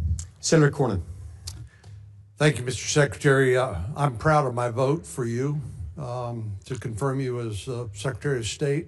We all know you well, having worked with you for many years. We know of your the qualities that you bring to this job, and I think you're exactly the right person for this job in a very dangerous and turbulent world. When I look at what you and the administration has done, it's May the 20th, January the 20th, President Trump was sworn into office, but just a few of the things that have happened during that time. Obviously, the critical minerals deal in Ukraine, the Pakistani-Indian conflict, which could have resulted in a nuclear conflict between two nuclear-armed countries. Things back closer to where I live, the Mexican water deal that was negotiated with Mexico. I'm frankly amazed at your stamina and what you and the administration have been able to do in a short period of time. And listening to some of the criticism that I've heard this morning, it reminded me of a quote from NFL quarterback Aaron Rodgers talking about dealing with criticism, things he wished he had known when he was younger. And he said, never listen to criticism from somebody that you never would have taken advice from in the first place. But let me ask you specifically about two issues. One has to do with Ukraine and peace negotiations. applaud you and the administration, and particularly President Trump, for initiating these negotiations between Ukraine and Russia and try to bring a peace, or at least a ceasefire, between these warring countries. This is enormously dangerous, as you know better than most, because it could easily spill over into the rest of Europe, result in NATO becoming involved and the like. But I wonder what you believe Mr. Putin's motivations are. Do you think that he is engaging in these negotiations in good faith, that he intends to give something in order to get something, or not? Well, I think that's on the question of Putin. I think that's still an open question. I think he approaches it, we have to assume, from a cold, calculated cost-benefit, nation-state evaluation of what's in the best interest of his view of Russia. What I'm pretty certain of is this is not the war he thought he was getting. When he first invaded Ukraine, I think he anticipated that the government would collapse and that he would be greeted as a liberator, and it has not turned out that way. And in fact, Russia today controls less territory than they did after the first 2 months of the war. So they've suffered significant losses. They've suffered the losses of at least, by some estimates, 250,000 men in uniform, and the Ukrainians have suffered less, but nonetheless suffered as well. It is a battlefield today in which the front lines move 10 kilometers at a time in one direction or another. Even if they're advancing at a tremendously high cost. But the challenge Russia faces now is their entire economy is built around the war effort. Their entire economy is built around munitions production, and frankly around the fact that you've deployed about 1 million to 1.5 million people to the front lines, and they're making a lot more money fighting a war than they would in the private sector. So I think that that's potentially a challenge here in terms of bringing this war to an end. What we've tried to do is find any way forward to end this conflict. We think it is costly, it is deadly, it is disruptive, and we want to see it end. We want to see it end because of the destruction to Ukraine. We want to see it end because of the strains it's placing on the budgets of countries, neighboring countries, and the fears that it's stirring up in their regard. We want to see the conflict end in a way that's enduring. Meaning not a peace that lasts 3 months and then restarts again, but something that's enduring, that both sides could live with for a long period of time without it restarting again. And that's hard. There's a reason why. This an effort that I wish would have started 2 years ago, but it's starting now. We've done the best we can because we are able to talk to both sides. Obviously, only one side is getting American aid, and only one side is receiving American sanctions. But nonetheless, we think it's important to preserve our ability to talk to both sides. The president is fully aware and has intimated on a number of occasions that he has options available to him in the sanctions field that he could pursue if in fact he determines that Putin is not interested in negotiating. But by the same token, I think the president is very committed to ending the dying, ending the bloodshed, ending the destruction, and he wants to preserve, as long as he possibly can, the opportunity to influence both sides towards peace.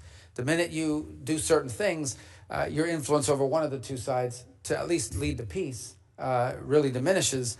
And then we're back to where we were in January when he went into the White House, which is with no one had a clear path forward. I mean, there had been no... The first time Russians and Ukrainians have actually met directly and spoken was 3 days ago in Turkey. They had not spoken since the Istanbul process in 2022 had failed. So there are 1,000 prisoners that are going to be released from both sides from a humanitarian standpoint. That's good. What we haven't seen yet is moves towards peace. It's our understanding that the Russians are going to write up terms for what they would require in order to reach a ceasefire that then would allow broader negotiations. We await those terms, and then we'll have a much better understanding about Mr. Putin's calculation once we see what those terms look like. So to quote you, the jury's still out.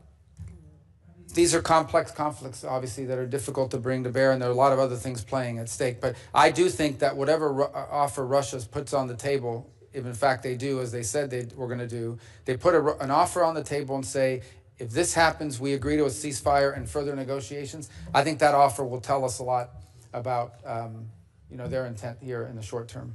Well, I applaud your and President Trump's efforts to try to bring a ceasefire and hopefully a peaceful outcome to this terrible bloodshed, which has devastated both sides, the Ukrainians and the Russian people.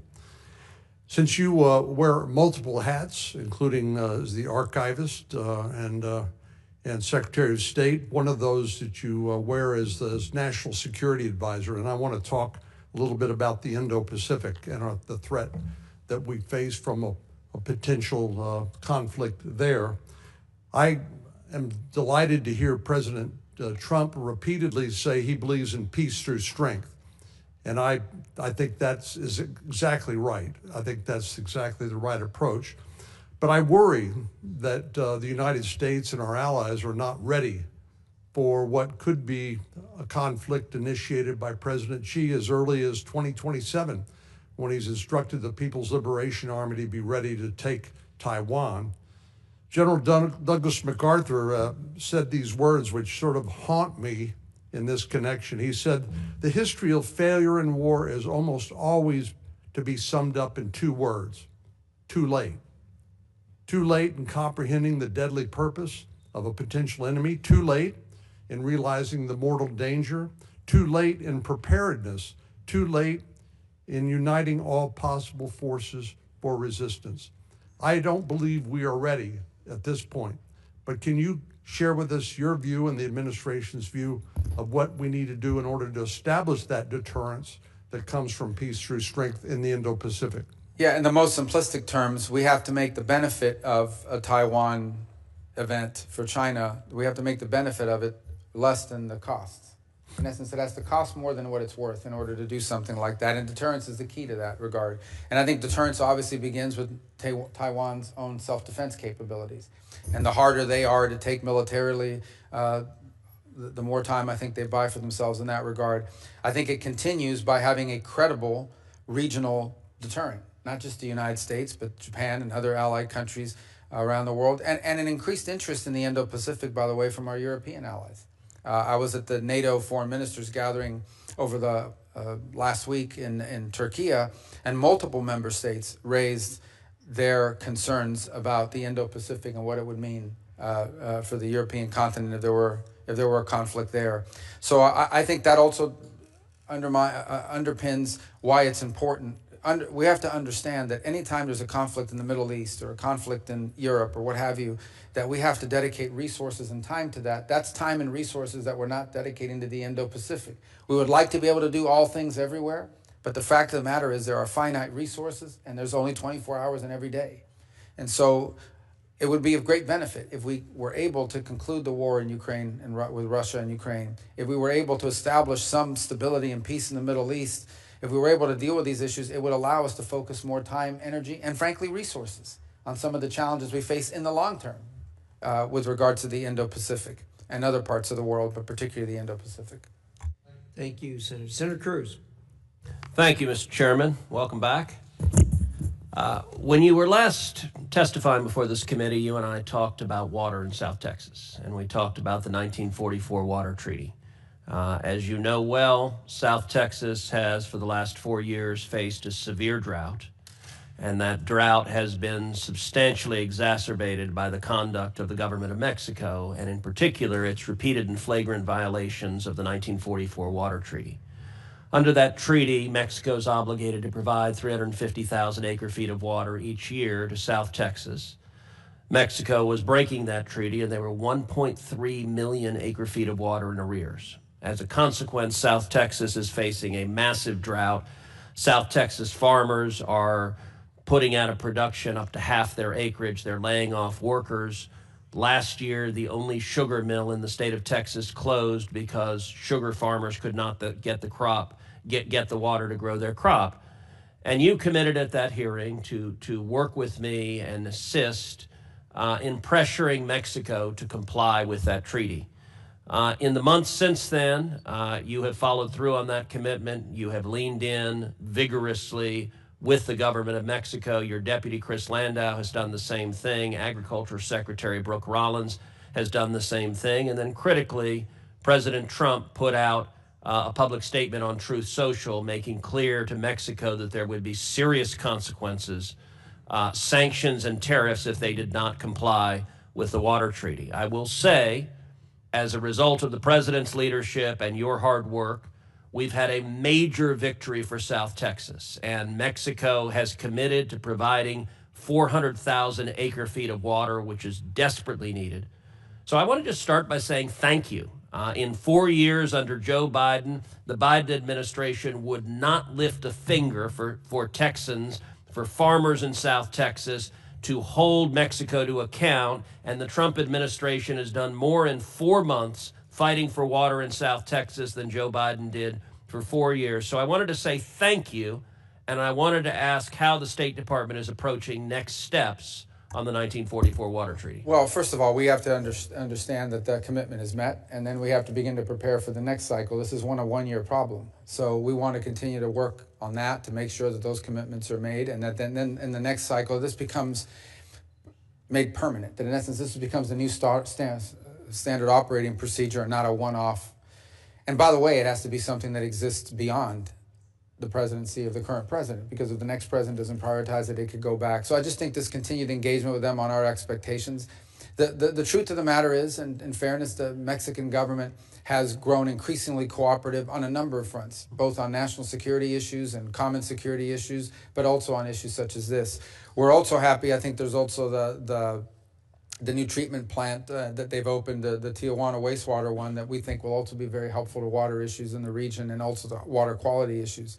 But this was a good news story. I think it's what happens when you make something a priority and then follow through on it. But we have to sustain it, and that really is our focus now, to sustain this through for future cycles, not just the short term.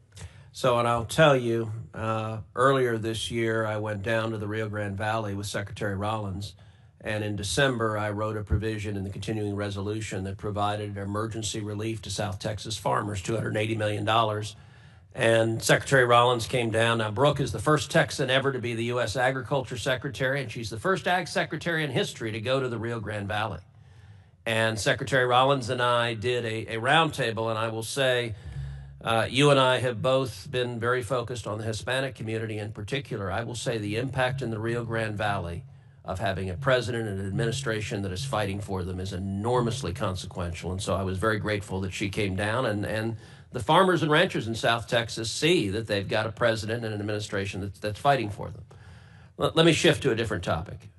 Today, South African President Ramaphosa is in Washington, D.C. He'll be meeting with President Trump tomorrow. You and the president, as well as other administration officials, have repeatedly and rightly criticized South African policies on issues ranging from human rights to activities that directly undermine American national security. Those activities, in turn, include what appears to be an explicit and extensive pivot away from the United States and towards the Chinese Communist Party. There are also serious and credible allegations that the South African government's decision-making is compromised by widespread corruption tied directly to Iran. They are working together to target our Israeli allies on the international stage. President Ramaphosa himself has taken an aggressive position, leading a charge of genocide against Israel in the International Court of Justice. And he has pushed for precedents and policies that will not just undermine Israel, but expose American officials to vulnerabilities as well. I have every confidence that President Trump will demand South African officials change their policies and will hold them accountable if they don't. And it's critically important for the American people to understand the bases for our policies. Please talk a little bit about the extent of South Africa's malign activities and how they are undermining American national security interests. Well, it's one of the, first of all, we chose not to participate in this year's G20 hosted by South Africa, either at the foreign minister level or the president's level. And it had a lot to do with some of these issues, in addition to some of the issues they brought on their agenda, which we don't think reflect the priorities of this administration. So the president of South Africa is here today because he says he endeavors to reset relations between our countries. And President Trump, if someone says that, is always going to be open to resetting relations. But it will have to touch on some of the issues just pointed to now. Obviously, the position they've adopted towards Israel is way, not just off balance, but completely geared towards one side. And it makes one wonder about these allegations that are out there now of foreign influence, including with Iran. They clearly, on the global stage, and multiple multinational organizations, have consistently been a vote against America's interests, time and again. Not one off. You always understand when some country has to go in one direction opposite to you, because, you know, that happens. That's what diplomacy is ultimately about. Diplomacy is also about when we're aligned, we work together. When we're unaligned, we have to talk. But when one country is consistently unaligned with the United States on issue after issue after issue after issue, now you have to make conclusions about it. So all I could say about the meeting today, I'm not there obviously because I'm here with all of you. In fact, it may be going on right now as we speak, or was scheduled to go on as we speak, is this was an outreach on the part of the South African president. He said he wanted to come to Washington. He wanted to reset relations with the United States. I have no reports as to how that meeting has gone so far. If there's a willingness on their side to reset relations, obviously something we'll explore, but we do so with eyes wide open to what they've done so far. And how does their campaign against Israel undermine America? Well, I think, first of all, because it echoes some of the charges that are being made by some of the biggest enemies of Israel that happen to be ours, whether it's Iran, whether it's these radical groups that chant death to America, death to Israel. So we're very concerned about that. I also think there's real concern in our mind about some of these international institutions that, frankly, South Africa has lined up strongly behind, who would seek to, if they could, jail, imprison, indict American office holders because of some of the positions we've taken on public policy, even though we're not members to the conventions that create these entities. So if you talk about these groups they are in essence utilizing their forum on the national stage as a nation state under this president and this leadership to echo the claims and the positions taken by not just Iran, but in many cases China as well. Thank you. Thank you, Senator Cruz. Marco, thank you. I can confidently say I speak for the majority of this committee when I tell you how proud we are of what you're doing and your success as Secretary of State and the other hats you wear, too many of which there are to reiterate here. And I'm sorry that there were intemperate remarks here, as happens from time to time in the committee, but you know how that goes. You've served here. But thank you. There may be some questions for the record, which the members can submit until 5 o'clock tomorrow night. And we hope your responses will be as quickly as possible to any of those. With that, again, thank you so much for appearing here. Thank you for your time. I have finally figured out how to stop the protests from happening here. They haven't happened, except when you've been here. So maybe there's some way we can, maybe there might be some reference between the two. In any event, thank you so much. And with that, the committee is adjourned.